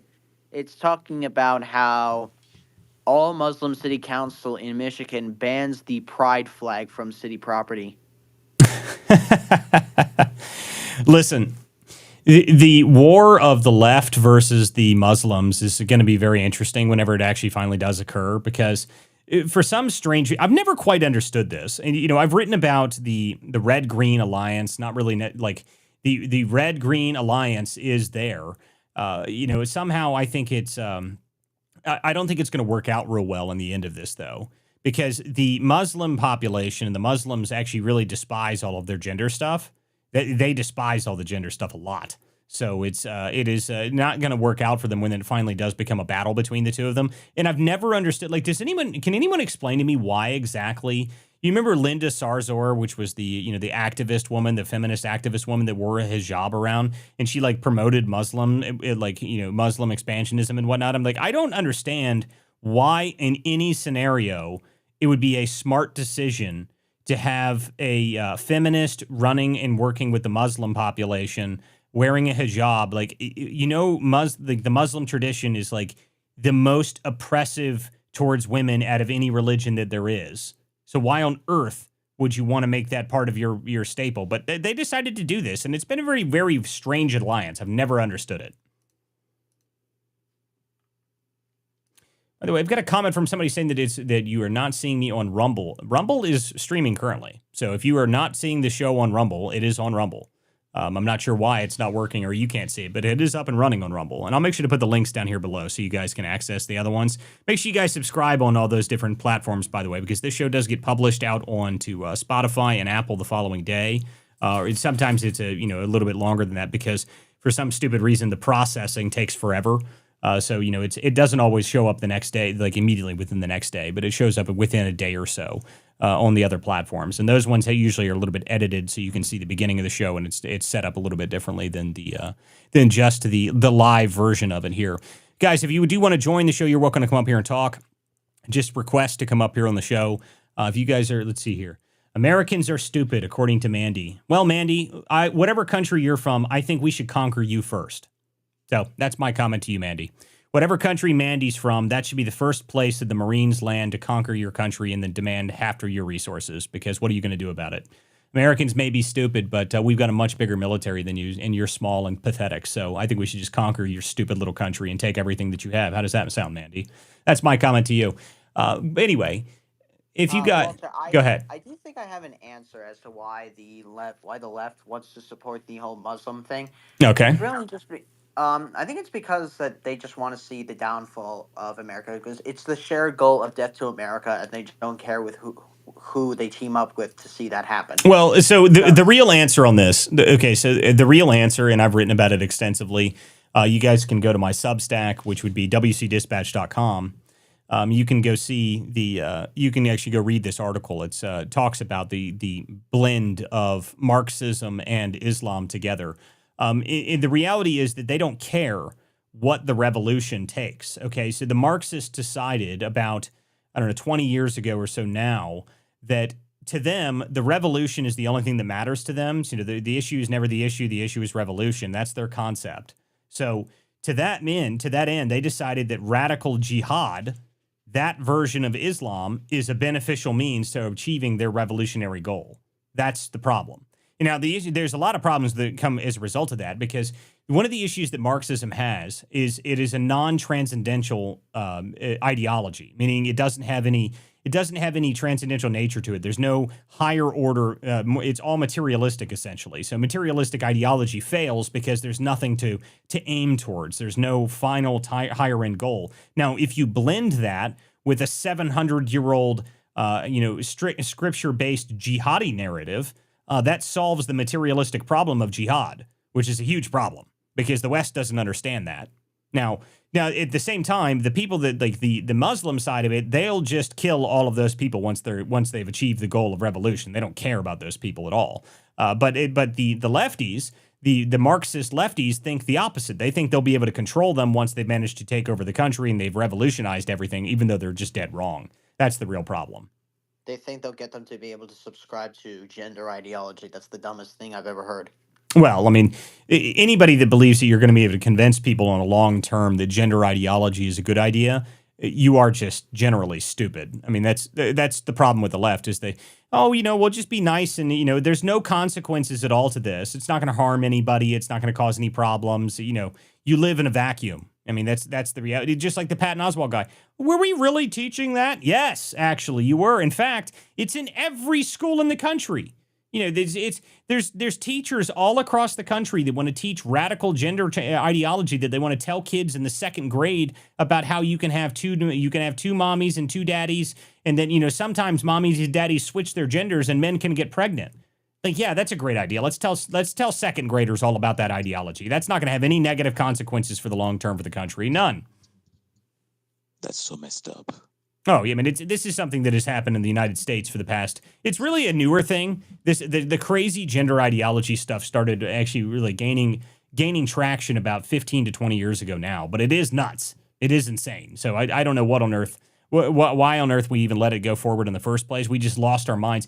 In the next 50 years, we're going to look back on this and all of the devastation that's going to result of this. All of the kids, all of the young people that actually that their parents forced them into this and they had to have the surgeries and all that stuff. You think the suicidality of these people is high right now? Give it 20 years or give it 15 years, really. Wait until all of these people that are young and whatnot. That's going to be it's going to be devastating. Now there is artificial intelligence as well. It's a problem. Well, I don't know how artificial intelligence is definitely going to play into it. Hopefully we can make sure that artificial intelligence, when I heard someone talking about the idea that artificial intelligence, and I think it was Elon's concept, that he's going to make sure that all of his models from here forward that have a baseline bottom, like foundational, like logical structure to it. Okay. And to me, then the number one thing that should be in there at the bottom level of all of the AI, every single AI, is that men are men and women are women. And if your AI doesn't answer that perfectly, then I'm done with it. I mean, like that AI should be torn down and rebuilt. I mean, that's the problem with it. If you have any AI that is even remotely ambiguous about something like that, that is a huge problem. Yes, I agree. We should take Greenland. Yes, Mr. Cultmander. Yes, we should invade Greenland tomorrow. I think that's a good idea. That we should do that immediately. Invade Greenland. What are they going to do? There's like 10 people that live there. I think they'll greet us as liberators if we invade Greenland. So I mean, I'm not really sure they'll even be that upset about it. I mean, I think the total population of Greenland's like 50,000. Am I right about that? I think that's correct. There's like 50,000 people. So they're smaller than the city that I live in. And I think we should just take them over and just, we can turn them into our strip mine and it'll be fine. I mean, I don't see any problems with these. Like, I don't see any issue with that. I think Greenland's got a lot of natural resources. It's a good spot for our military bases. We can have a good launching pad for all of the missiles we need to fire at other people that try and invade us. I think it's a good place. I think Greenland needs to be ours. And I don't know why we stopped talking about that. And I don't think we should have stopped talking about that. I think we should have just made sure that happened. I don't see any reason we shouldn't have had that happen. Someone's saying send the Marines to Venezuela. Yes, actually, there is a reason, by the way. I love it. The people talking about the pregnant man emoji. Yes, there is a pregnant man emoji, and it is a huge problem.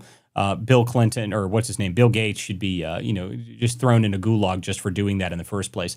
By the way, there's somebody in one of the streams here, Pedro Castillo, saying I don't speak English, but he wants to send the Marines to Venezuela. Now, for those who don't know, Venezuela, there is a real reason for us to invade Venezuela now, and it may be for a reason that you don't expect. So if you didn't see this, Maduro came out just the other day, and Maduro himself came out and he started singing John Legend's Imagine. Now, that right there, that's enough. As soon as I saw that, I said that we need to up the bounty to 100 million, send the Marines in immediately. This is unacceptable. So if you guys didn't see this, I'll play this here real quick. So this is Maduro, the leader of Venezuela, singing Imagine. Segundo punto de trabajo. Peace, peace, peace. Hacer todo por la paz. Como decía John Lennon, ¿no? Alfred Nazaret, ¿cómo era la canción de John Lennon? Imagine us people. Mira, son jodedores, vale. Qué canción tan bella. La letra, para las más jóvenes, busquen la letra. Es una inspiración para todos los tiempos. Es un himno. Yeah. So I know you can't, if you're just listening to this, there's translation on the actual video version of this. So he's sitting there and he starts singing the Imagine song by John Lennon, and they all start singing behind him, and then they play the song. Yeah, so here's the problem with that. Invade immediately, okay? Take him down. Burn the whole country down. I mean, what are we doing here? Get him out of there. Up the bounty to 100 million. This is unacceptable. We can't have anybody singing Imagine in any other country, especially Maduro. I think the Marines should be sent in immediately, and Venezuela can be the first new colony of the American empire. I think that's fine. And by the way, I've gotten a lot of comments from the Venezuelan people who say this is a good thing. They want this. They're all about it. They want us there. If you guys go check out the post that I put out on it, I've got hundreds of comments on there from people in Venezuela saying invade immediately, send the Marines, get rid of Maduro. Sounds great. I'm all for it. They can be the first of the new American territories. The Trump territories. That's what we're going to call them. Barron can rule over them as he's the next king. I think that's the better way to go about it. Go ahead, Jacktron. You have your hand up. So we can also have another topic at hand. Have you been seeing the stuff that Bill Ackman has been posting over the weekend? No, I have not seen what Bill Ackman's been talking about. Hold on a minute. We got Pepe Le Pew up here. What's up, Pepe? What's up, brother? Hey, can we classify that as like torture or terrorism? Singing Imagine, I believe that is a known terrorist act. Yes. That is. The act of singing it in key is fine, but like that is terrible. Well, I mean, it doesn't matter how you sing it. I think that anybody that sings John Legend's Imagine should be classified as a terrorist. I think that should just be, that should just be how that works now. Whenever you sing Imagine, then we should just classify you as a communist terrorist to America, and we should just immediately, if you're from another country, you should be invaded. We should just, you now need to be torn down. Your leadership needs to be removed completely if you sing Imagine. That's what I support. I think that's the only answer, really. All right, so the reason I want to bring this up is because it's kind of become a viral sensation. This post that Bill Ackman put out a few days ago has now garnered over 32 million views. He says, I hear from many young men that they find it difficult to meet young women in a public setting. In other words, the online culture has destroyed the ability to spontaneously meet strangers. As such, I thought I would share a few words that I used in my youth to meet someone that I found compelling. I would ask, may I meet you? Before engaging further in a conversation, I almost never got a no. It inevitably enabled the opportunity for a further conversation. I met a lot of really interesting people this way. I think the combination of proper grammar... So this is where this has come from. I've seen this all over the place of people saying, may I meet you? And I wondered where it came from. I was like, why is everyone saying this for? May I meet you? Like, I mean, it's like, what is this from? Like, I don't understand. So Bill Ackman saying, may I meet you, that's where this virality has come from. I was very curious about this.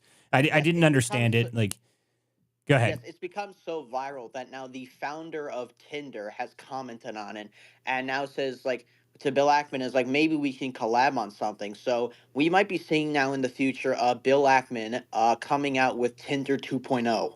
Oh, Jesus. Please, no. All right, never I thought the mind. feds just I came give up up with on the another American empire. If this is what we're going to do, I'm not for it anymore. I give up. I'm going to move to Venezuela after we invade that and take that over. And we can just rule in Venezuela from here forward. I'm fine. Just send me out of here. If we're doing the May I Meet You app, I'm done. I give up. I wasn't willing to give up when the Democrats are trying to get us to do everything else. But if this is how we're moving forward, we're going to go with May I Meet You app. Bill Ackman's giving dating advice on X. No, I'm done. I'm good. We can move on. Whatever. We're cooked. Okay, like we're cooked. It's done. I mean, we've been seeing people online now saying like, "May I meet you?" And a lot of them are saying like, "Oh, it actually works." Oh So my that's goodness. that's the ironic part about this is that. Did Bill Ackman spawn the next great American generation of dating? Is that what's happened now? May I meet you? Is that really what's going on now? That is what's happening right now. Oh, that's hysterical. That is hysterical. May I meet you? So if you're on Tinder, do you just send everybody "May I meet you"? Is that how that works now? Like everybody just sends that text message. They just "May I meet you"? Oh God, please no. The way it's working is that you go up to somebody in person, like on the subway or at a cafe, and just like, "May I meet you?" Oh, okay. So the idea is it's an in-person thing. You just walk up to strangers. I'm not sure how I'd respond to that. Like, what would you, like, if someone said, "May I meet you in person" to me, I'm not sure I would wonder why you're even doing that in the first place. What a strange way to introduce yourself. I know. Like, aren't you meeting me right now? Yeah, right? Isn't that how that works? Yeah, but the thing is that I've been seeing a lot of women have been saying like they say that, "Hey, oh, this is actually kind of hot." They saying like, here's one. It says, ironically, "May I meet you" has just become a killer pickup line for this exact demographic. Gets a laugh, inside joke creates shared connection, signals interest with low pressure. And like here's Bill Ackman posting a video of somebody with a sign, a young woman with a sign taped to her shirt that says, "May I meet you." Oh man, yeah, people. The internet is such a strange place. Mandy here has a question. Say a new question on Tinder. How about, are you a furry? Now, I don't know if you guys saw. Steven Crowder has been having had some interesting stuff going on. Steven Crowder had a furry come down and sit down next to him and explain that his furry costume cost $1,500. It's a very expensive furry costume. Apparently, these things are extremely pricey. Now, I don't know why you would ever spend $1,500 on a furry costume, or why you would wear a furry costume in the first place. But apparently this is a real thing. So I'll pull this up here because this is ridiculous. Conventions. Oh, I know they have furry conventions. There's all sorts of weird furry stuff. But listen to this. And the good thing is people won't know your real identity. So hopefully you can shoot me straight. Are you one of these people you've discussed, or what percentage of your community would you say also have some type of sexual proclivity or it being included in their identity as a furry? So I would say that I can't put like any percentage on it, but it's not necessarily an insignificant number. It's a pretty high number, isn't it? I mean, I don't know, so I can't say any number because I honestly don't know, but I do know people that do have that side. Yeah. For me, I choose to stay away from it for the most part in terms of art, the costume. Well, wait, for the most part. So that means you probably experimented a little bit with some of the sex stuff. I have friends that are into that side, and I pretty much stay away from it. What is, you keep saying pretty much? You have like an experience early on in college or something like that? No. Again, no one will know. I've never had any kind of experiences with the costume, and I do not want to. You don't want Partly because this is extremely expensive. Don't want to get it dirty. Okay. It is a messy endeavor. There you go. Furry costumes are expensive. That's why you don't have sex in them, apparently, according to this furry that was meeting Steven Crowder. Yeah, I don't know what on earth is happening. If you have a proclivity to go walk around in public with a giant furry mask on like this, and you think that people are going to have any ability to take you seriously about anything you ever do in your life, I don't know what's happening. Like, I don't know what's happening. We had members of the military wearing like these doggy masks, and I think it was like a lot of like BDSM stuff, but it was just like, ugh. Like, how did we sink so low in the last 4 years? It's not last 4 years, dude. This has been going on longer than that, which is why I think we need to go back into the American empire. Just, We need to toughen some people up, and I think invading some other countries will probably help with that. I think that's a beneficial, and it's a different benefit. Okay, we have mandatory mandatory enlistment. You have for 18 through 25, you have to sign up for the American military empire, so that you have to go expand the country a little bit. That'll toughen up our people a lot more, and then we won't have any furries anymore. We won't have that problem anymore. There's lots of benefits to this idea. What's up, Paul? I don't have a furry question. I was waiting. Please, thank God. I will say we need more mental institutions. Oh, yeah, that's true. Listen, one of the worst things we ever did was get rid of our mental asylums. We definitely need more mental asylums. We've decided that this is somehow beneficial to allow lunatics to go out in the middle of the street and just live on the streets. It's a huge problem. But I'll tell you right now, if you're one of these people that wears a giant furry mask around, yes, you should be institutionalized and it should be forced. I mean, like, my goodness, what is wrong with you? But whatever here. I'm sure that's not unpopular. That's incredibly unpopular as well. I don't care. These people are absurd. Yeah, Walter, so you're saying I shouldn't buy a skunk costume and walk around in a skunk costume in real life then? Well, I mean, you are Pepe Le Pew. As long as you're doing it ironically, I think it's okay. What's up, Jack?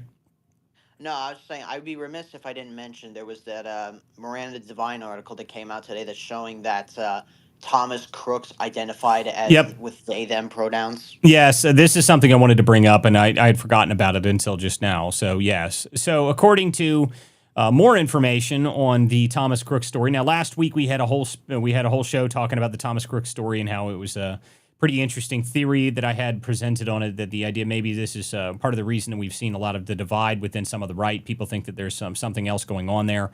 But to avoid that question entirely right now, we'll talk about specifically this part of it, which is Miranda Devine put out this article, so she went further into it. Now that people have started looking deeper into Thomas Crooks' story, there's a lot more information, and it turns out that he is also a furry.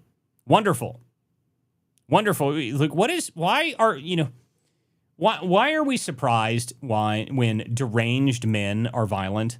I find it very funny because they claim that they're women, but then whenever they have problems, they get extremely violent. Like, by the way, violence, like physical violence, is almost exclusively a male trait. Like, it's almost exclusively. Very rarely, very, very rarely are there ever women that when they go nuts, that they attack people. Like, it's not a very common thing. It's very uncommon. Common trait. Most of the time, it is a man that is doing any major violent act. So yes, Thomas Crooks himself apparently identified as they them pronouns and was fetishized a whole bunch of like strange furry sex stuff. So once again, we are proving that if you are the most violent and deranged people in this country are the lunatics that believe that they are the opposite sex. And that their violence continues to spread. So we've now, I don't know how many we've had now. How many have we had now? 8 now? I mean, over the past couple years of these violent attacks by these people, including Thomas Crooks in that, I think that makes 8. So, it's not surprising to me, I guess. Yeah, you have also a bunch of men punching women in the streets. That's really bad. What did you say? Furry seems to be particularly bad. Well, yeah, but it's the trans stuff that's really bad, okay? So, and it's not surprising, okay? It shouldn't be surprising to anybody that the trans stuff makes it so it's more difficult. The trans stuff, if you're a guy that has a tenuous grasp on reality and you're taking powerful drugs like hormones and whatnot that screw with your mental state, why are you surprised that when they go nuts, they're violent? Like, this is the other thing. There was an argument a couple weeks ago about whether or not transgender people should be able to have access to firearms. And my argument was, well, remove that question entirely. If somebody is a mentally deranged person that has a tenuous grasp on reality, and they take powerful psychoactive drugs that affect them and have untold side effects, would you want that person to have a gun? I mean, really? Like, what about a paranoid schizophrenic? Do you want them to have guns? Do you agree with that? Are they allowed to have firearms? It's the same problem. It's the same concept, and you can't really. There's no real argument against it. I'm seeing there's a very small contingent of people that are like the transgenders, but they're not completely nuts. I think there's a couple of influencer type people like that. I think the one's named Blair White or something like that, and they argue, well, there's nothing wrong with me except you think you're the opposite sex. I don't know. There's a little bit wrong with that. I mean, like, there's nothing wrong with me. I'm perfectly normal. No, you're not. Just letting you know. I mean, you're definitely not normal. Okay? They like, no, you're not normal. Sorry, I don't know how to, like, I can't be nice to you about it. I mean, that's just reality here. By the way, hold on here. So if you have please don't open your mic unless you're actually going to speak, because it gives me feedback noise. But yeah, so no, this is the idea that we need to be somehow helpful or nice to people that want to, that are completely deranged. And we need to give them everything and make sure we're kind and courteous to them. Like, I reject that entirely. Sorry. I don't care. If you're a deranged lunatic, then there's nothing really to be said about it. If you believe you're the opposite sex, you are a deranged person and you need help. And I think it is the worst thing we have ever done as a country is affirm the delusions of the delusional. That is like, what are we doing? That is not beneficial. That's not compassionate. That's not a good thing. There's nothing good about it at all. So, I don't know why we did that in the first place. Guys, if you'd like to join the show, you can always do so, but just come to x.com, go to @WCDispatch, and you can request to come up here and join the show. You're welcome to put a comment down below. Any of the other streams, if you're on Rumble, Substack, wherever you guys may be, you are welcome to come up here and join the show, or you can put a comment, and I do read the comments throughout the show. Let's see here. Someone said that they couldn't find my show on Rumble last night. Sorry, I don't, like, guys, the Rumble stream, I don't know if it's not working or not, but it is live currently. So, if you're trying to watch on Rumble, you can watch on Rumble. But anyway, let's continue on here. So, what else did you want to cover here with this? You had a couple other here topics. There is something else I do want to talk about. There's another story that came out today about Kash Patel. And apparently, Kash Patel's girlfriend has a high-end FBI SWAT team security detail, which I think is a bit ridiculous. Yeah, that's gay. I mean, look, I don't know what the problem is, like why the FBI is still failing so miserably on their PR game here. Guys, if Kash Patel's girlfriend is suing influencers, she's got her own security detail. Kash Patel's flying around on private jets to go see her. None of this looks good. And I don't have to, just because I like Kash Patel and I like Dan Bongino doesn't mean I'm going to sit there and pretend as if that's not terrible looking. It is terrible looking. It looks awful. And Alexis, I've seen a couple of comments from people saying that, she's been getting a lot of death threats and stuff like that. Look, I understand she's needing a security detail, okay? Like, you are dating somebody that is, one of the probably the most dangerous positions. Like, the FBI director is not going to be necessarily an easy position or a nice position, but that doesn't mean you need a high-end FBI SWAT team security detail, okay? Like, that sounds like a more intense security detail than some of the president's children, okay? So I'm not sure that's necessary.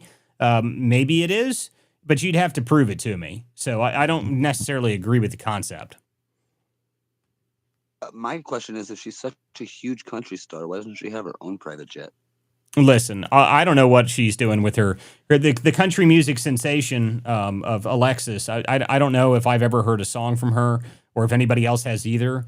But whatever. And to me, the problem is that it just doesn't look good. Torture yourself, bro. Yeah, I mean, I haven't listened to any of them. Kevin, what's up, my friend?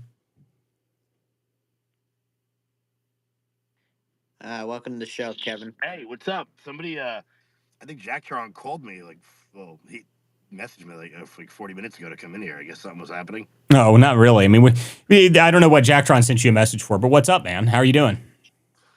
Doing good. What are we arguing about today? Well, the topic I opened the show on this evening was that we should be the American Imperial Empire, and we need to stop playing around. The argument right now on the right, Kevin, is that we should either have less foreign aid, the same foreign aid, or no foreign aid. And I disagree with everybody. I think we should just start invading places and demanding tribute. I think we should just go all in. If we're going to be the American Empire, we should stop half-assing the American Empire and whole-ass it and just, listen, we support a bunch of people and we give a bunch of money to everybody.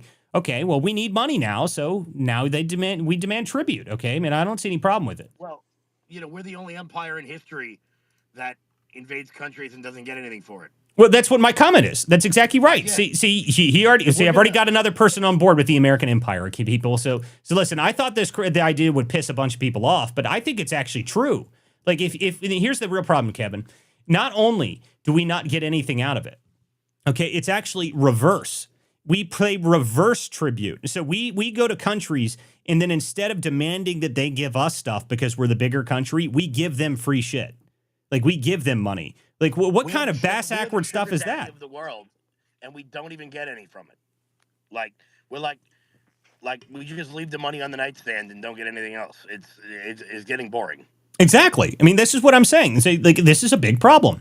Like, if we want to really be, and there's a bunch of people saying, are we America first? Are we America only? What version of America are we? Like, well, my argument is pretty simple. I am America only. I'm the American only empire, and you deserve to pay us tribute because what are you going to do about it? I mean, that's what my thing is here. I mean, what are you going to do? I mean, like we're a much larger country. We've got the most powerful military in the world. We've been paying your bills and sending you foreign aid for 100 years. Then I think it's time to pay up. I'm just saying. What's the point? What's the point of being the last superpower if we're not going to use it? Like, let's either be a superpower or New Zealand. Yeah, exactly. Like, listen, if we're a superpower, I'm really getting sick and tired of being lectured to by Europeans about all the things we need to do while we provide their defense budget. Like, if I have to hear one more person from fucking Slovenia tell me what America has to do, and I'm like, really, bro? Like, you're 2 seconds away from drinking Schvedka for the rest of your life. And your only reason you're not is because you have a big brother behind you. It's like that little guy at the bar that talks all this shit because he's got somebody standing behind him, and it's really getting boring. That's right. I mean, listen, I don't know. Look, to be honest with you guys, and maybe I'm ignorant, maybe I am, but if we didn't have the support of Luxembourg, I don't know if we'd make it. I don't know. This is exactly right, though. I mean, this is what my argument's been the whole evening, Kevin. I opened the show this evening because I've been watching this fight. And I know you've been paying attention to it too, Kevin. There's this, it's the MAG is dead. It's now America first, or it's America only because America first is also somehow too ambiguous. And I'm looking at it, and essentially the argument between the two of them is one actually thinks we should be more hawkish on foreign policy, and the other thinks we shouldn't be hawkish on foreign policy. So it essentially comes down to who wants to give money to other countries and who doesn't. Is essentially, and my argument is you're both wrong. Okay, you're both wrong. I don't want any of that. I think we should demand tribute from all of the world that we give money to. Okay, so listen, we've been providing you defense for 100 years. We're the most powerful military in the world. We have military bases all over the world. Listen, if we have a military base in your country, I want 10% of all of your natural resources. I think that's only fair.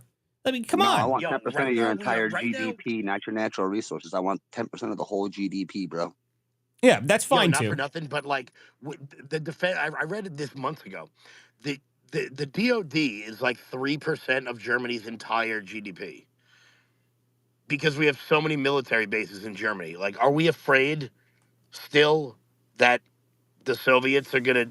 Well, listen. So the one argument against that, Kevin, is I don't know if you've ever heard the old adage that you have to watch the Germans because every 75 years they try to take over the world. So that's a well-known thing. So you got to watch the Germans, but outside of that, but at the same time, again, so that's fine. We can keep military bases there, but I want 10% of your GDP. I want half of your natural resources, and you can shut up about it. I mean, I think that's the better way to go about this. We're half-assing and playing around with this whole thing. Like, we are this giant American empire. We've got troops all over the place. We've got military bases everywhere. You know, we control the seas. We do all of this stuff. We police the world, and we don't get anything out of it. Listen, I think we should just immediately begin a 5% worldwide GDP tax. If you have anything to do with American foreign aid or American military power, we want 5% of your GDP. And by the way, I did the numbers on that. That raises about $3.8 trillion. So that means we can pay the deficit off pretty quickly. Okay? Like, listen, I think this pays for all of our problems, and I don't see any reason not to do it. I know people are saying, well, they might rise up against us. Like, whatever. Shut up. Who's gonna? Yeah, Luxembourg's going to get us, Kevin. I'm not even Luxembourg. England has like 38,000 troops. There's more people at a Met game. Like, you know, if you took everyone at the Georgia Bulldogs Stadium on a given Saturday, I'm pretty sure they could take over all of the UK. That's right. Like, and that includes like all 4 of them, not just. Like, you know, not just England, like all of them. I don't know about you. I'm not really worried about, you know, Glastonbury rising up in their rainy shithole. Like it is wild that we actually, and this app, I really hope that they force profiles on this app to say where they're from, because we've been hearing about international election interference for like 15 years now. Meanwhile, you got like English dudes living in Qatar telling us how we should spend our budget. I'm sitting here, I'm like, yeah, everyone knows what I'm talking about. Like, you know, bro, no, you don't get to dictate American foreign policy from your fucking cave somewhere. Listen, Like, see, here's here's the thing about this, Kevin. Not only do I want them to display it, I think it would actually be better. I think it would be better is instead of even just telling people, I think you should just for at least a couple days, your profile picture should have an overlay of your country of origin flag. It just shows up instantaneously, and no one, they don't tell anybody. It just appears on top of your profile photo, and it can't be removed for at least 48 hours. You know how many people would have the flag of that country that doesn't? You know how many people would have the flag of that country that doesn't exist? How many Pakistani flags would there be? A gazillion. A lot of these big accounts are. Well, I guess if we can put flags of countries that don't exist, I might as well make mine the Gryffindor symbol, because there we go. Well, my worry is that what they're really going to do, though, is what's going to really happen, because this is X and everything ever really works. What is really going to happen is like anybody that had like a VPN on, when they turn this on, it'll instantly show you as like part of some random place and have nothing to do with your actual origin is. So it'll be like, me, somebody that live streams with my face every single day. It'll be like, well, he says Mexico. It's like, yeah, I'm in Mexico, people. Like, that's it. Like, and then everyone will see he's Mexican. Like, oh my God. I can see it already. I can tell that's what's probably going to happen. Like, I hope they don't do that, and I hope it's easy and it actually shows everybody where everyone's from. But I have this feeling that it's going to be a whole bunch of that for the first couple days. Like, I can just imagine it and see it now. 75 points. Guys, one at a time, please, guys. Hold on. I gotta say. So, Kevin, the reason I originally brought you in here is because I wanted to get your take on the clip from Bill Maher talking to Patton Oswalt. Malter, do you want to play that clip again for Kevin? I'd have to pull it back up, but yeah, I can. That was the one where he said that, I have no idea what's going on. I've never heard of any of these things. That is right. I wanted to get Kevin. I heard that clip, and the first word I say was, Kevin, I need to hear what Kevin has to say about this. Yeah, you'll like this, actually. So I'll go ahead and play this again. This country is not as mature as it thinks it is. We elected Obama, and clearly the country freaked out. We're still living in that freak out. We are not as progressed and evolved and intelligent as we think we are, because we keep freaking out about this stuff. Well, the left freak out, too. The left freaked out about a lot of bullshit, too. What did they freak out about? Gender, race, parenthood, schools, homelessness, crime, the border, education. Like, we stopped being a scientific people. Like, it's not scientific. But the left certainly stayed scientific. No, they didn't. Why not? Because they think gender bullshit that they went way too far with, that's not scientific. But how did I'm not trying to. How did they go too far with like gender stuff? And I'm not trying to instead of if I was teaching children, what I would teach them is there is a default setting for the human being, which is heterosexuality, but that doesn't mean every person is that, and we should completely respect everyone who isn't that. But we understand that that's called a minority, and what makes us a great country is that we respect minorities. We don't think they're lesser just because they're lesser in numbers. That's not what we started to teach, which was that every baby is, I don't know, let's not even put it on the birth certificate. That's what they wanted. Were we teaching that? Yes, we When were. were we teaching that? Teaching it. It was a law here in California. See, to teach what? Don't put sex on the birth certificate. We'll see. Now, we've passed that period now. I'm sorry, I don't remember that. I mean, I know, because it doesn't get in the blue sky bubble. It's just amazing. I have no idea what's happening. Yo, because I'm going to tell you something. We have an outsized view of people when they're on like our televisions that we think they're there for a reason. But and because they have like a following count, that means more people see them. But like, just the fact that Bill Maher is having a conversation with the fourth lead in King of Queens, like, I got to be honest with you. If you're getting your political cues from Patton Oswalt, you're a fucking idiot. You're dumb. But any Hollywood actor, first off, like, you're a grown up who plays pretend. My niece does that, and she's 9. Like, it is a shock. We are such a celebrity obsessed country in that sense that like Bill Maher is actually having a political discussion with a comedian who doesn't have the slightest idea what he's fucking talking about. Like Robert De Niro goes out there and yells about Donald Trump, and I'm like, bro, you've played the same character 147 times throughout your career, and now I have to hear your explanation on tax code. Like if I wanted to hear what it was like to be like a fake mobster who was actually like a trust fund baby and only got really famous because he became friends with Joe Pesci, who accidentally discovered Frankie Valli. Like, maybe then I would care. But, like, if I have to listen to Taylor Swift tell me about Viennese economics, like, I don't think she wants to hear me tell her she's singing in the wrong key. Like, I don't know, stay in your lane. That's why when they told LeBron to shut up and dribble, they were right. Because LeBron James has been reading the same Malcolm X biography for the last 15 years. He's only on page 7, by the way. He hasn't made it all the way through it yet. There isn't even a crease in the binding. Like, so he's kind of opened it. Like, but just the fact that Bill Maher is having that conversation with Patton Oswalt. Are you kidding me? He spent 40 years being a struggling comic. The only reason the guy is even alive right now is because King of Queens happens to be in syndication. That's it. Listen, Kevin, a while back you said something when you were on the show. We were talking about the people that we have a real problem with commentators right now. And I agreed with your take because it was so perfect. And it was like, we live in a world now where, politics has become popular. We have like political pop culture now. And it's really unfortunate because all of the people, and this is your exact quote here, you said, all of the people that used to commentate on sports badly now commentate on politics, and they're just as bad at it. Like, they're just as bad at it, except now your ideas are really, like, they don't help anybody, and they're even more stupid. At least before, you could be like, well, he missed that throw because his wrist was hurt, and 3 weeks ago during practice, that was a terrible take that no one cared about, but it didn't mean anything. Now it's like, I really think that, the left they didn't mean what they said about the gender stuff, because I just don't think they understood it properly. Like, oh, God, like... Exactly. Go back to commentating on sports, please.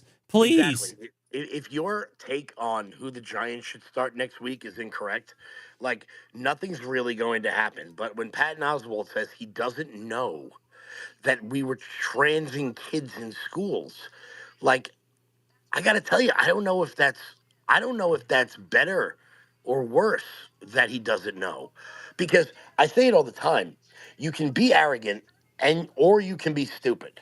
But you can't be arrogant and stupid at the same time. You're allowed to be both. Like, you're allowed to be a Krasenstein or Harry Sisson, but you can't be them both at the same time. And Patton Oswalt is that. Most celebrities are that. Like, that's why I think the whole Sydney Sweeney thing is so funny, because she's like, yo, I'm not playing your game. It's not happening. And by the way, that chick that was interviewing her, how the hell did she get a job at Men's Quarterly? Like, that's supposed to be like, Well, I don't know. she's a guy, bro. I thought you're supposed to be hot. Like, that's what it used to be. Like, instead of looking like, Greta 10 years from now. Greta 10 years from now. What happened to Greta, by the way? Has anyone heard from her? How's the flotilla? I know it got sunk by a drone, didn't it? I mean, that's what the last of the comment we heard about Greta was. She was getting the Israel sank her flotilla. But I don't know what she's up to now. I'm going to find this. I found a picture. You're going to die. And it was Sydney Sweeney and Greta. And it was like socialism the way socialism sounds and the way socialism actually is. And it had Greta out there.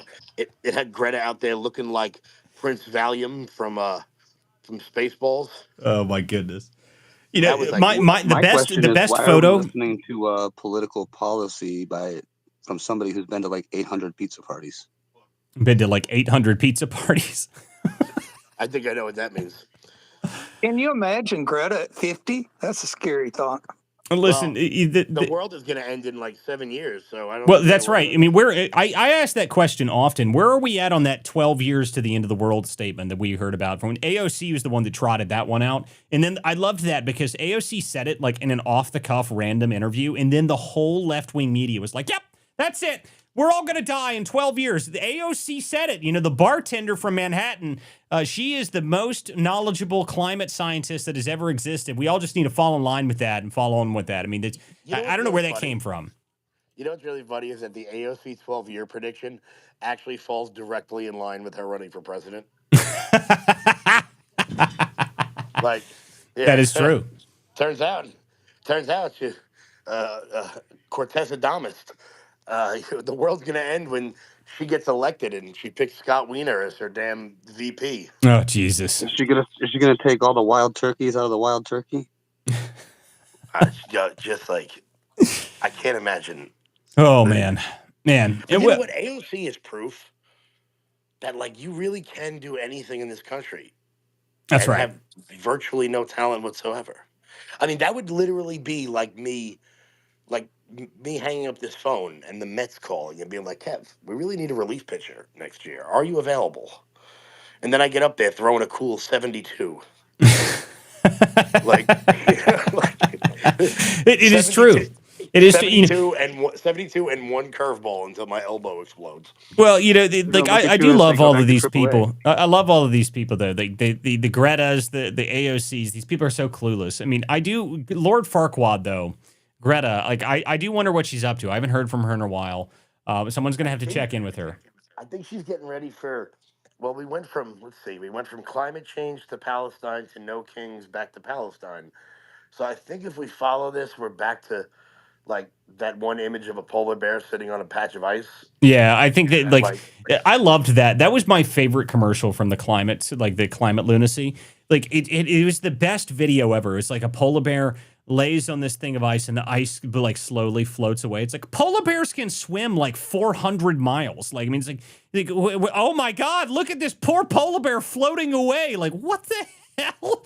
It's the stupidest video ever. It's like, meanwhile, there's like 11 pandas left on planet Earth. Right. Pandas get no respect. Yeah, well, my favorite thing about the pandas is that the Chinese own them. Did you guys know that? Like, the Chinese, like, they'll repatriate their pandas, dude. Like, they'll take their pandas back if you piss them off. Like, they'll just come back and take the pandas. Yeah, I think they did already. They don't like having sex. They have a hard time getting them to have sex. If you see them, they're just like walking sloths and goofy. Give them some blue chew. They'll be well, that's something I did not know, and I'm not sure I needed to know, that pandas have a difficult time getting it up. I'm not really sure that's something I wanted to know. This is why Matt Walsh is always saying that pandas should go extinct. Oh, God. Bro, they don't. Like, that's like a common thing. Pandas don't bang. And that's why there's, like, not any of them. They're like Democrat operatives. Oh, my goodness. What an absurd. And they also, the moms sometimes don't know how to bond with the baby panda. They have to. Well, everybody's seen that video of like the panda that sneezes and she nearly shits and kills herself. Like, I mean, like that was like a great viral video from like the early 2000s. Who hasn't been there? Panda diplomacy. Apparently, they have a really nasty disposition, which even more reflects Democrats. That's maybe this is it. We figured it out. The pandas are the model for all Democrats now. That's it. Speaking of China, I was reading something the other day from a while ago, and I'm going to tell you something about China that I want to see those laughing faces when you hear this. Did you know that Winnie the Pooh is banned in China? Yes, actually, I did know this. Yes, Hold on. For the people who don't know why, do you want to know why? It's because Xi Jinping doesn't like that people say he looks like him. Yes. This is a true thing. It is a true thing. And I have to tell you, he really looks like him. He does. He looks just like him. Looks exactly like if Trump meets with him and hands him like a pot of honey, I will climb Mount Rushmore on my own with a chisel in my teeth and just start plucking away at that little spot. I heard you like honey, okay? We gotta watch out for the bees. We don't like bees. Bees, they sting those motherfuckers. Listen. The thing about Trump and Xi is like in Xi that he has like this great relationship of like strong arming And so for those who don't remember this, in the first term, the very first time that Trump met with Xi, this is one of the greatest things Trump ever did, one of his most amazing foreign policy moves he's ever done. He had Xi meet with him, I think it was at Mar-a-Lago. Okay, so they're sitting there and they sit down to have dinner. And they're having this dinner, and in the middle of dinner, chocolate cake comes out for dessert. Now, in the middle of the chocolate cake, they bring the chocolate cake out and they set it in front of Trump, and they go to set in front of Xi. And right as he's taking his first bite of chocolate cake, Xi's little aide runs over to his ear and whispers in his ear. And that was the moment that Trump dropped the mother of all bombs on the ISIS headquarters. And Xi just is holding his fork, and his aide whispers in his ear that, and he looks up at Trump, and Trump is like taking a bite of cake and has this giant shit-eating grin on his face. It's like, what a absolute boss power play. It's just like so ridiculous. Only Trump can do something like that. I'm going to have dinner with you and eat my cake. And by the way, I just dropped a mother of all bombs about 500 miles from your territory, just so you're aware. And like, the only thing I like better than that was when he walked past Mohammed bin Salman and like slapped him on the shoulder. That's right. Which is a crime in Saudi Arabia, and he's just like, King bro, does what he wants, bro. I do what I want, bro. Like, first off, Mohammed bin Salman is gigantic. Remember when he put the picture on the table of the terrorist family home? Yes. Yeah, that's those are the this is your home here. I've got photos of your house. Like, listen, the Trump on foreign policy has just always been a boss, which, by the way, earlier we were talking about the fact that Trump's like sounds like his voice is he's losing his voice a little bit. Apparently a bunch of comments have been saying that he's only got his voices all raspy because he's been yelling at people in trade deals, which I just find hysterical because I don't even doubt that. Like, I don't even doubt it for a second. Like, I wouldn't be surprised if Trump's just been screaming at people over the phone. Like, I mean, it just sounds like Trump. I feel like when he's negotiating on the phone, he probably hits the mute button like every fourth sentence and just goes, "Watch this, motherfucker." And then like unmutes it again. Listen here, Bal. Listen here, okay? You're going to do it, or I'm going to take all those apples, all those bananas. Well, listen, like at this point, and this is why I'm bringing up this idea of American imperialism, okay? Like, you know, Trump right now is in a scenario where I think we're in a time where we should be expanding, okay? Like, we should be demanding tribute. We should be demanding more. And I don't think anybody can really argue about it with us. I mean, what are you going to do? What are you going to do? We should just take Greenland. There's literally 7 people that live there. I mean, we wouldn't even have to send a full occupational force. We could just send one Marine, and he could go up there and sit down in a chair, and it'd be over. So, like, I don't think we need to do anything with it. I think this country is expanding enough. That's why they had to make GLP-1s $150. No, that was just so they could rob you while they kill you, because that's made out of lizard venom. Oh, there we go. Well, whatever. It made Amy Schumer a normal size, so it must work somehow. I saw someone's post Amy Schumer's photo. They said, "Proof you can polish a turd," and I thought that was pretty funny. I thought that was pretty hysterical. Now, the one thing I'll say about Schumer... Isn't it funny how the body positivity movement just died immediately? Overnight? Died instantly. That thing is gone. Dead. It's super dead. It was right when they like lowered the price of Ozempic. So now you see Lizzo losing weight. You're seeing what's her name, Amy, whatever her name is, Megan Trainor. And I love the people that are still land whales that are like getting mad at Adele because she lost like 150 pounds.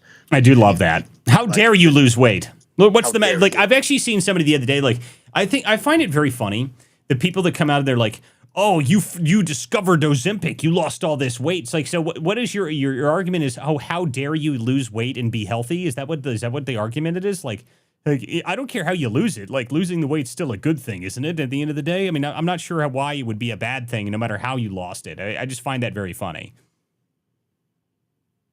Well, Walter, you know women. You married one. When if you're fat and all your friends are fat and you lose all the weight, yeah, they don't want to be friends with you anymore. Well, this is a woman problem then. I mean, that's okay. It is a woman problem. Yes. Yeah, well, that's their problem. You know, men, it doesn't take a whole lot to lose weight anyway. I mean, I lost 110 pounds just by switching to only meat, and I only eat meat now, and it's worked out great for me. So I don't have to worry about that at all. I mean, if you just want to actually lose weight, it turns out if you just eat less, then you lose weight. It's very complicated. I understand it's so complex. It's very difficult for people to understand. But if your caloric intake is less than you expend, then you lose weight. That's how that works. So if you don't want to be fat, then stop eating milkshakes. Stop, getting that bag of chips at 2 a.m. and then you'll be okay.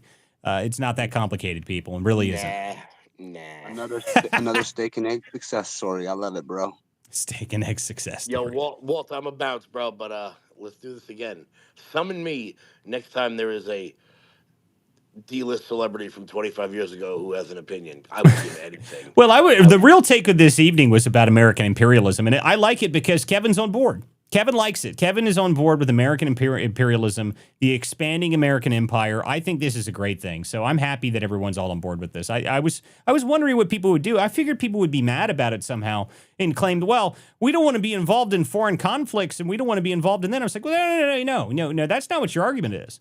Your argument isn't about foreign conflicts. Your argument is that you don't like that we send money to foreign countries. I'm not for that. I think we should take money from foreign countries by force. That's what I think we should do. And I don't think they'll be able to do anything about it. Like, we could just take Greenland. We can take Mexico. Mexico's already overthrowing their own government. You guys seen that over the weekend? The Mexican government's falling faster than anything else. In Venezuela, I've already had a bunch of... I posted something about Maduro. Did you see, Kevin, did you see Maduro sing Imagine? As soon as I saw that, I said, send the Marines. I mean, we got to send them in. Speaking of Ozempic, turns out Maduro is the only fat Venezuelan.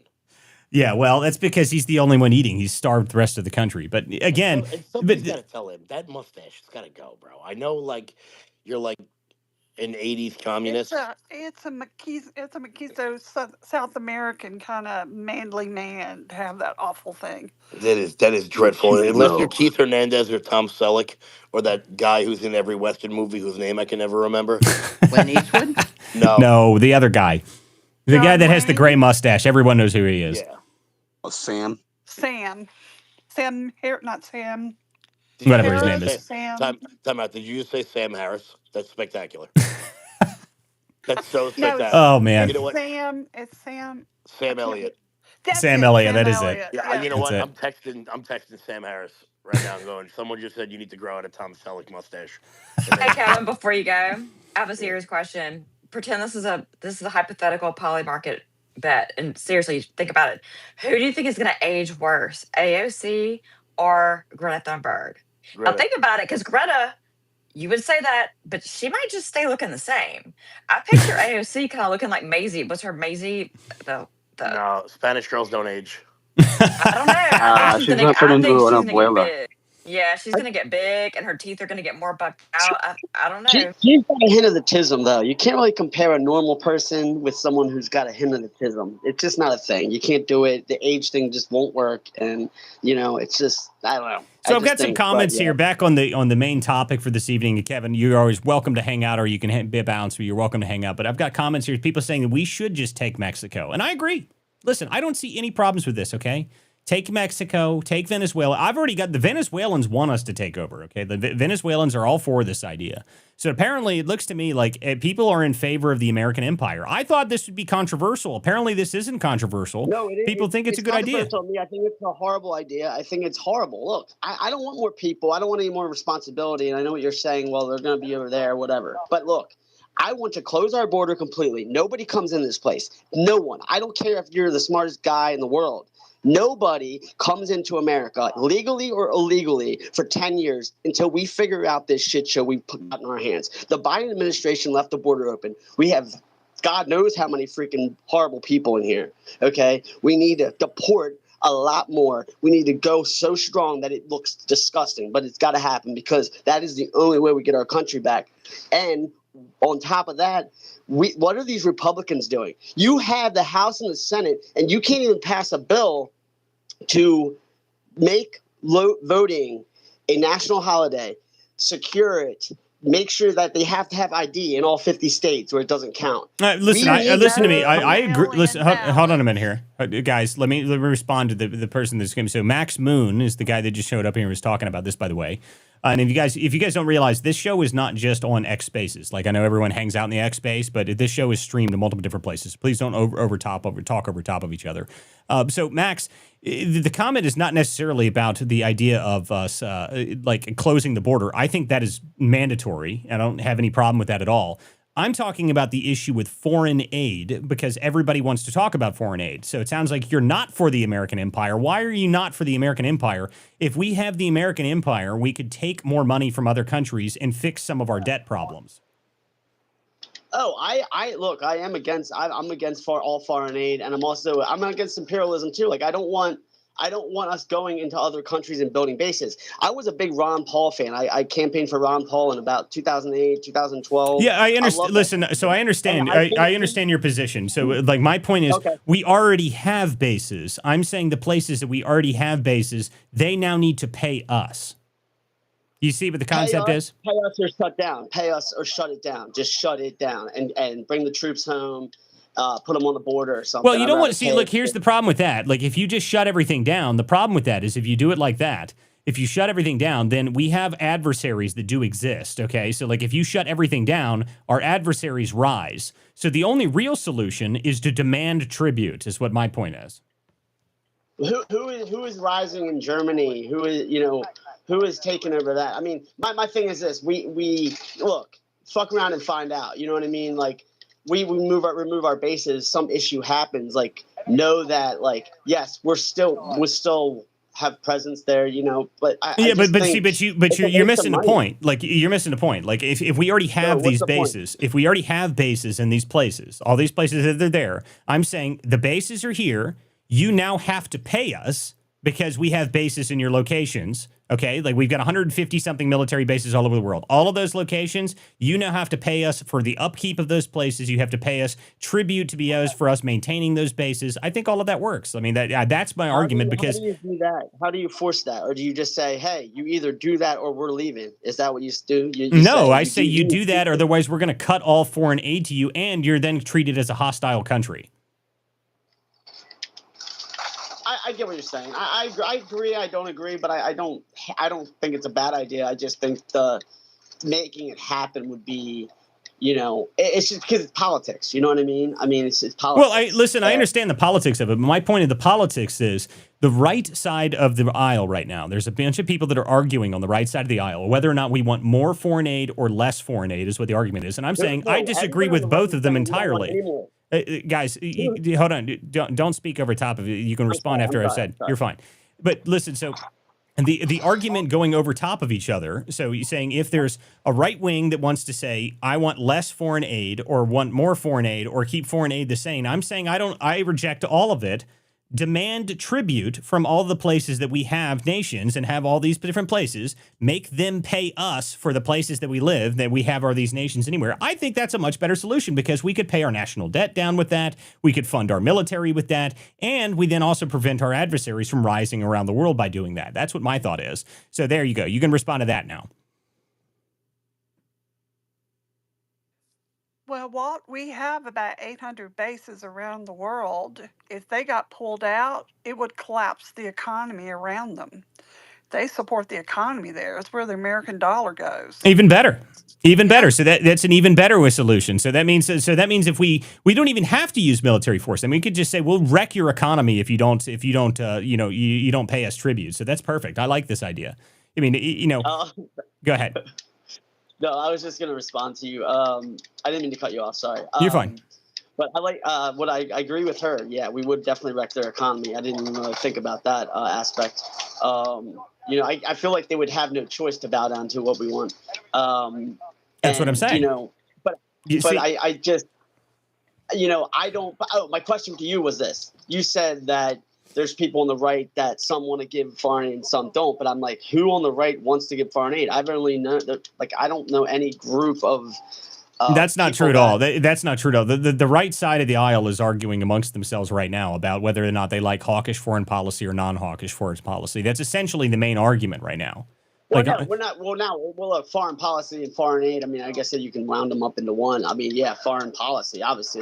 Listen, there's a whole faction on the right that wants to continue to fund the Ukraine war. Okay, so let's not pretend this doesn't exist. This definitely exists. Yeah, you're boomers of Bush and no, it's not. It's not just boomers, dude. Like, there's a whole faction of people that agree with the idea of funding wars because they think that wars are necessary for us to maintain our global dominance. Okay, that is a whole faction of people. Don't pretend they don't exist because they do.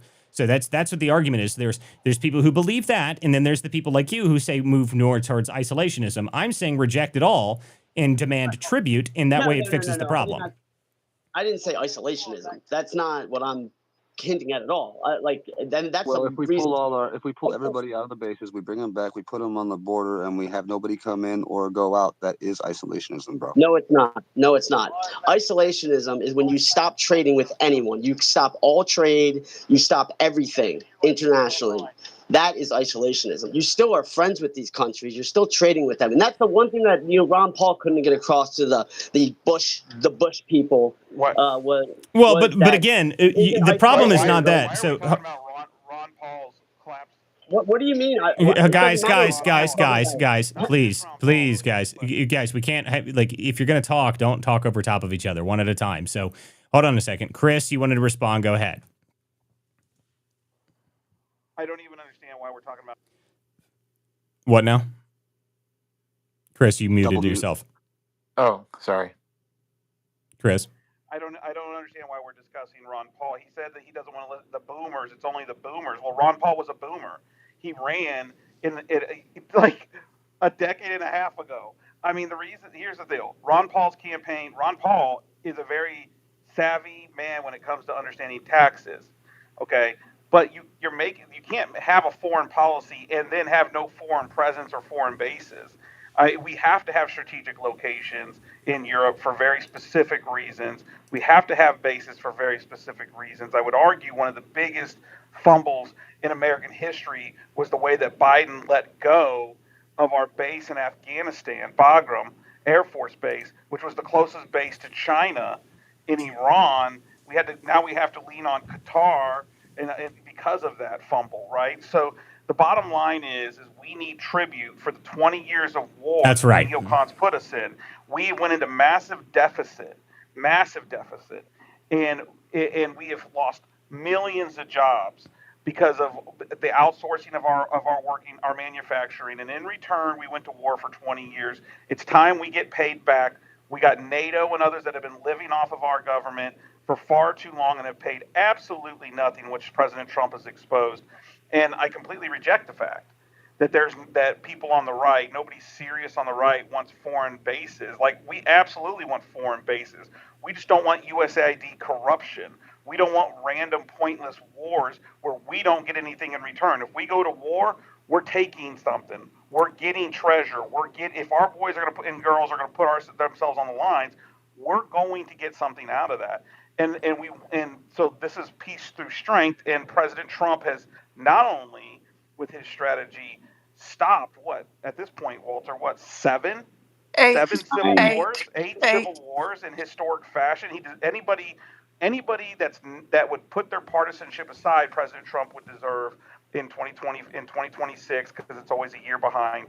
He would deserve a Nobel Peace Prize, and that even the gal from Venezuela said the same. I mean, here's what I'm hearing here, though, Chris.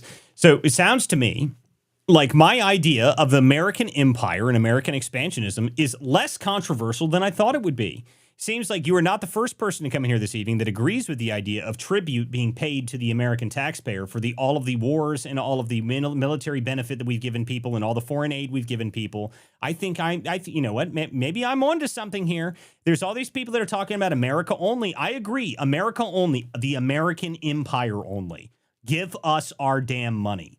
That's what I say. I say, give us our damn money, pay us back for all of the tribute and all the wars and all the stuff we have to do for all the people all around the world. It's time to pay up. Tax bills due. You're going to pay our deficit down, or we're going to wreck your economy, and we're going to use our military force to enforce that. I don't see any problem with this. So I thought this would be a very controversial topic for people, that people would be upset about it. But it seems to me like people actually do believe that America still is the greatest country that exists, and that we still do want a country to be successful. And if we do want to be successful, let's take it back. That's the argument. Yeah, so it sounds like it's less controversial than I thought. Go ahead, Chris. It is, and that's the problem. Is the history of war is very simple. The winner gets the treasures. At some point after, really quite frankly, from Vietnam on, we had these wars where we had to go defend people and defend against communism, and we got nothing in return. And so, except for massive deficits.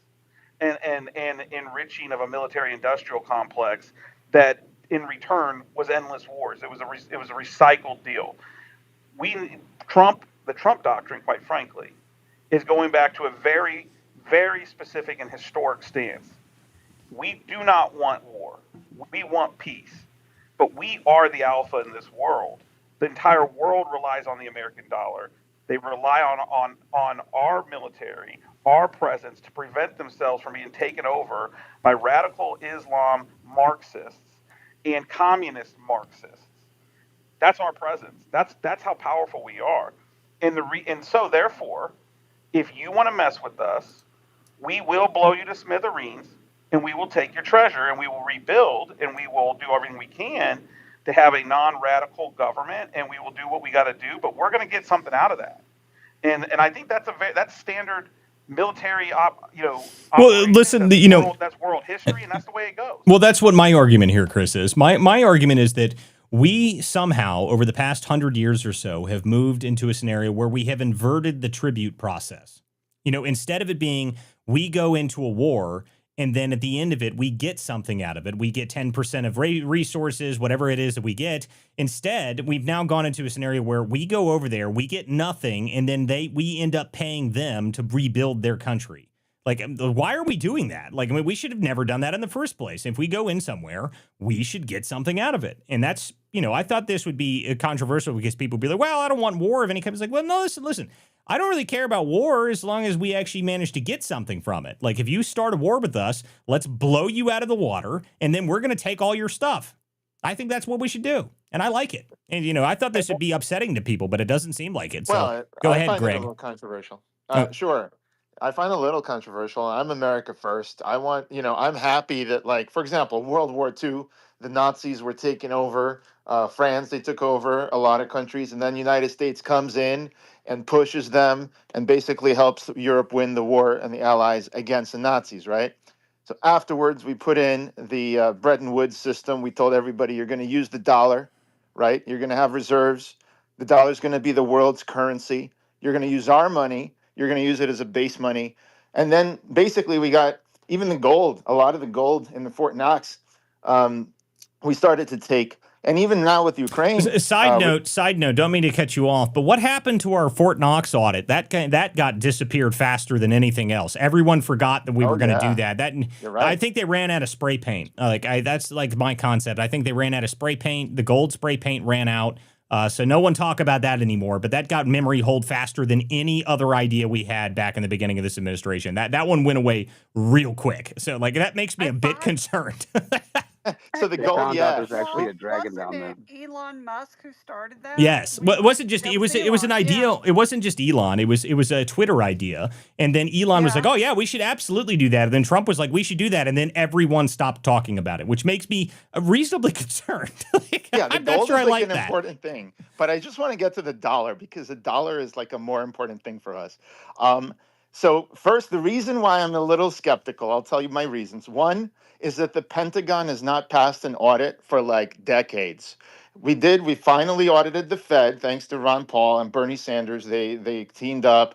We got to audit the Fed. We got to see the trillions of dollars that they're printing to prop up a lot of these corporations and markets, et cetera. However, the biggest discretionary budget item in our entire economy, the biggest by far, is the military. And the fact is, it's just a black hole. They don't want to account for it. So to make something very clear for you, by the way, the largest budget is HHS by a wide margin. I'll have to look, but according to it is $1.7 trillion. Well, this is $35 trillion. I'm talking about over the years. They cannot account for $35 trillion that they spent. And this is the problem because our taxpayer money is going to essentially keep all these people around the world fed, McDonald's, whatever we're doing. And yeah, it's a big business. We're selling to Saudis, right? We're collaborating with Israel. I don't like bombing people. I don't like this whole thing where Saudis bomb Yemen and Israelis bomb Gaza and all this stuff, right? However, we are getting stuff. Like in Ukraine, we're going to get the rare earths. We're going to get the rare minerals. Yeah, but this is a new concept. That's new. Okay, that's only underneath Trump we're starting to get stuff. Okay, like that's the difference. But my point is that the argument that you're hearing from people The argument is we want less foreign aid. We want money to be it's like you hear people talk about it all the time. They say, well, why are we giving money to these foreign countries? Why can't we spend it on American citizens? And I'm saying, I agree. Let's demand tribute from all these other countries and we can fund all the stuff that we want to fund here in the first place. I think this is the reason this is the argument that I'm making here. I think that works. Well, can I propose an alternative and let me know what you think? Maybe controversial also. First of all, I'd like to audit the Pentagon. I'd like to know where all that money, waste and abuse and fraud, whatever's happening. I'd like to know why trillions of dollars, where are they going? That's number one. All right. Would you agree with that, first of all? Yeah, I don't have any problem with auditing our money. I mean, taxpayer money should all be audited unless it's in classified scenario. Yes. Yeah, and the thing is, they have such slush funds for these black operations. They don't want to know. They don't want the money. It's like in the Afghanistan war. Remember, a lot of these wars are also for like just laundering money, right? The CIA. Well, so we're getting a bit off topic though here. Like I understand that much. It's like my argument again is nothing to do with like auditing our problems here for our financial spending is one thing. I'm saying that we could increase our revenue as a country by demanding tribute from all of these other places. Is what the argument is. Well, the only reason why I think, okay, so the tribute, before I get to the tribute, let me give you the alternative, okay? The alternative is we keep borrowing. We're 6 trillion dollars in debt and it's growing. And we keep staving off the thing that we will have to do, which is print money. It's the only way you can service the debt is have the dollars actually available to do so. The only alternative is to default. And we're not going to default because that's just going to wreak a lot of havoc on Americans and the world. It's the opposite of what you want, which is stability, right? So if we do print the money, this is my controversial point. Give it to every American equally, like Trump is about to do with this $2,000 or whatever. And what that does is it allows, not all at once, I'm saying over like 50-year period, right? The Americans will have more money in their pocket, more discretionary income. Our economy will improve. And then you tax it back and you pay the treasuries, the interest and the treasuries gradually. Stop borrowing, just print gradually, help every American, improve our economy. And I don't think we need to get any tribute. The dollars are right here. We can print them. Yeah, but why would we do that? Why would we increase and inflate the dollar and do all of that when we can just demand tribute and then pay the debt down doing that? We wouldn't really inflate it because we'd tax it away, right, and pay the treasuries on the other side. You're paying money with money you printed. It's still going to create inflation, bud. It's only going to hurt the debt holders. And a lot of these the debt holders, as in you, everybody. We're all debt holders, okay? Like that's what my argument is. We don't need to do any of that, though. It's too much debt, I'm saying. We have to. Yeah, I'm saying, but listen to me. So here's the concept, okay? Just to give you some numbers here, because I did the numbers on this because I'm actually reasonably interested by this idea. So we have bases in something like 150 something places. Like, I mean, we got bases all over the world. If we started demanding, 800. Listen, I'm talking 150 countries, Southern. So if we demanded tribute from 150 countries around the world and say 5% of their total GDP is now tribute to the United States, that is about $3.8 trillion. Okay, $3.8 trillion to our budget. We are now running a budget surplus every single year as a result of that because our budget is only down by $2 trillion currently. So if we actually did the opposite of that, we would now have $1.8 trillion additional in our budget every single year that we could do whatever we want with, and we could start paying the debt down faster with that. I think we could use tribute to pay all of our debt down. It's an interesting proposal if you phase it in, but I will say the reason why I'm skeptical about that, but again, you could phase it in. You could have a small amount and then growing over the years. The reason why I'm skeptical about that, just as I was skeptical of Trump taking on all countries at once with the tariffs, is the following.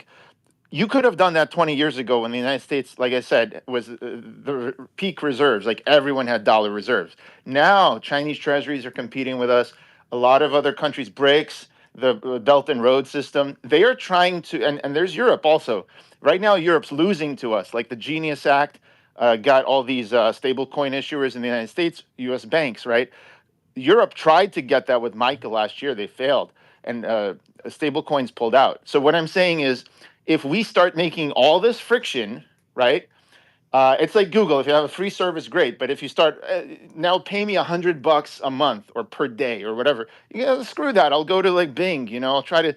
So the I know. I Yeah. understand, but the difference is okay. But the difference is we have far more leverage. Okay, so like we have military bases in their countries. Like that's the that's the point. Like 100 countries at once. No, you don't have to attack them. Like Southern just mentioned a minute ago, if we withdraw those military bases, their economies collapse around them. 100%. Well, Walter, Iraq, for up or example, crumble, bro.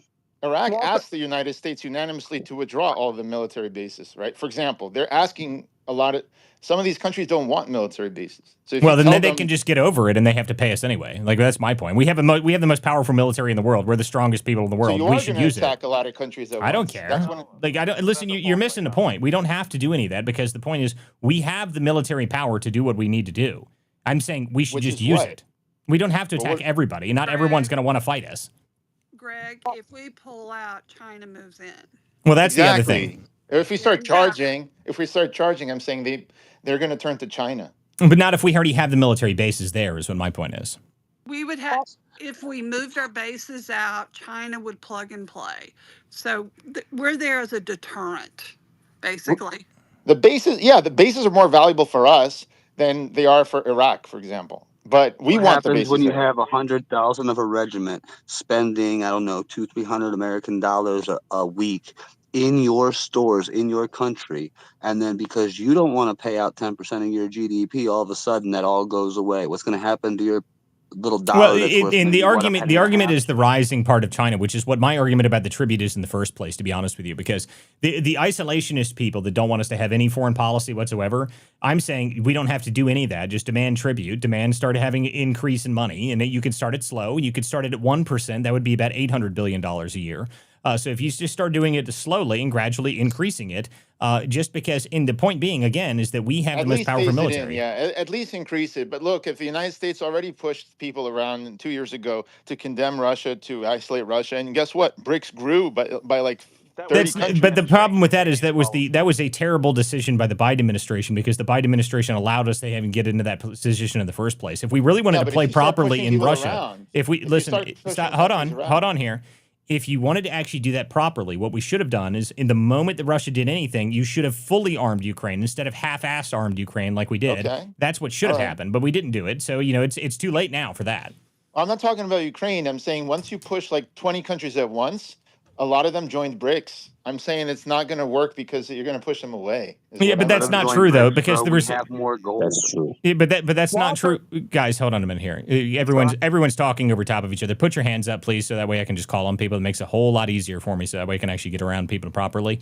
But the deal again is BRICS. As much as people think BRICS is some sort of major threat right now, they still don't operate as a reserve currency. The largest bank transactions in the world still operate using U.S. dollars, and that's not going away anytime soon. Okay, that's not something that's going to change. I'm saying we need to do something, and I say we do this now. If we did this now, I think it would work. Okay, Paul, you had a comment. You've been trying to get in here. Right. What's up, Paul? Thank you, guys. Yeah, well, I would suggest one first baby step. And I know you would agree with this, Walter. We should not be sending foreign aid to countries that hate us and don't act in our best interest. And we're doing that.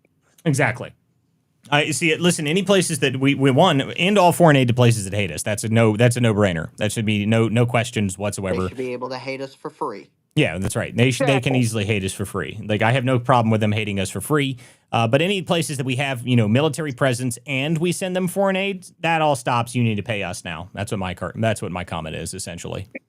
And what bothers me a bit is there are countries we're sending foreign aid to that was, that came about in past presidencies where they had a treaty with, that maybe not Biden, but other presidents signed, where they just start giving them foreign aid, and it just goes on forever, and nobody reassesses that.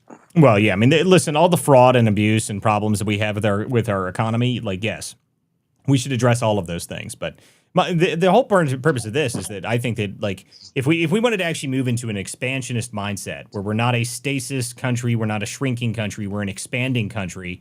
Even if you want to say that we don't have to, what if we don't have to go to say all these countries where you have military bases all over the world? Okay, well, maybe we don't have to charge them yet, but let's just take over places. I mean, we could take Mexico. That would fall in 8 seconds. Okay, Mexico doesn't have a military, and currently their entire government's being overthrown anyway. So let's take Mexico. We could take Greenland. We can take Venezuela. The Venezuelans want us over there, by the way. That's what I've been saying this for a minute now, because I posted a comment talking about Maduro, and half the Venezuelans on the internet started commenting saying, yes, send the Marines. So I'm saying Latin America, Latin America, South America, like I bet you like 60% of those countries, we could just invade them, make them territories, and demand 10% of all their resources and all their economy, and there would be nothing they could do about it. They don't have any military. It wouldn't matter. And that's easy. That's something we can do tomorrow. I mean, why not? What the hell are they going to do? That's what my argument is anyway. Go ahead, Southern. I just think about the fact how hard it was with NATO for Trump to get them to pay enough. They're 5%, I think is what the percentage was. And they're starting to pay now. And they're starting to invest in military. So there is a bit of that going on right now as well. Well, but again, but how difficult was it, though, really? All it took was Trump actually forcing it. Like, that's all it really took. I mean, that's all it really took is Trump actually doing it. And then now he made it very clear the last time around when he came back into office. But yeah, I loved having Trudeau sitting beside Trump and go, when are you going to pay up? Well, I mean, but this is my point here. Like, this is my point here. Like, I mean, we use the power that the American military and the American economy has because we have it and we should use it is what the argument is really. Actually, guys, I just realized we are over time, and I didn't even notice that. Guys, this is the Political Theater.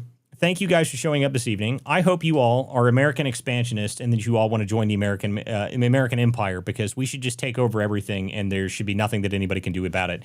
Guys, we'll be back tomorrow night, 9 p.m. for more of the Political Theater. Thank you guys for showing up this evening. Thank you guys for all of the different streams, wherever you were watching. We will see you guys next time on Monday or Tuesday night. Actually, tomorrow, Tuesday, there's an announcement that I'm going to be on Trump Tuesday, 8:30 p.m. So that's Trump Tuesday. That's Mark Naughton's space. I don't know if you guys are aware of that show. That's every Tuesday. I will be on that show tomorrow at 8:30. I don't know if I'm going to be starting directly at 9 on this show, but whenever I get off of that, I will be starting the show. So I'll see you guys tomorrow night. Thank you guys for showing up. I'm Walter Kurt. This is the Political Theater. We'll see you guys tomorrow. Thanks, guys.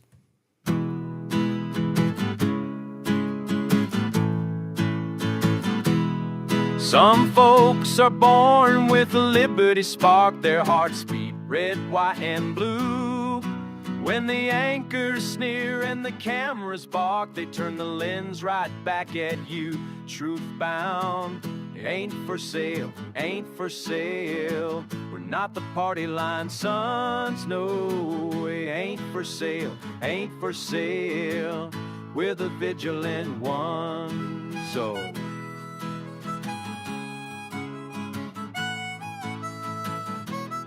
Some folks inherit silk-lined halls, spend our sweat while preaching share. But when the tax man wraps his knuckles raw, their mansions suddenly look bare, impaired. Ain't for sale, ain't for sale. We're not their banker-raised hairs, no. Ain't for sale, ain't for sale. We're the vigilant ones, so...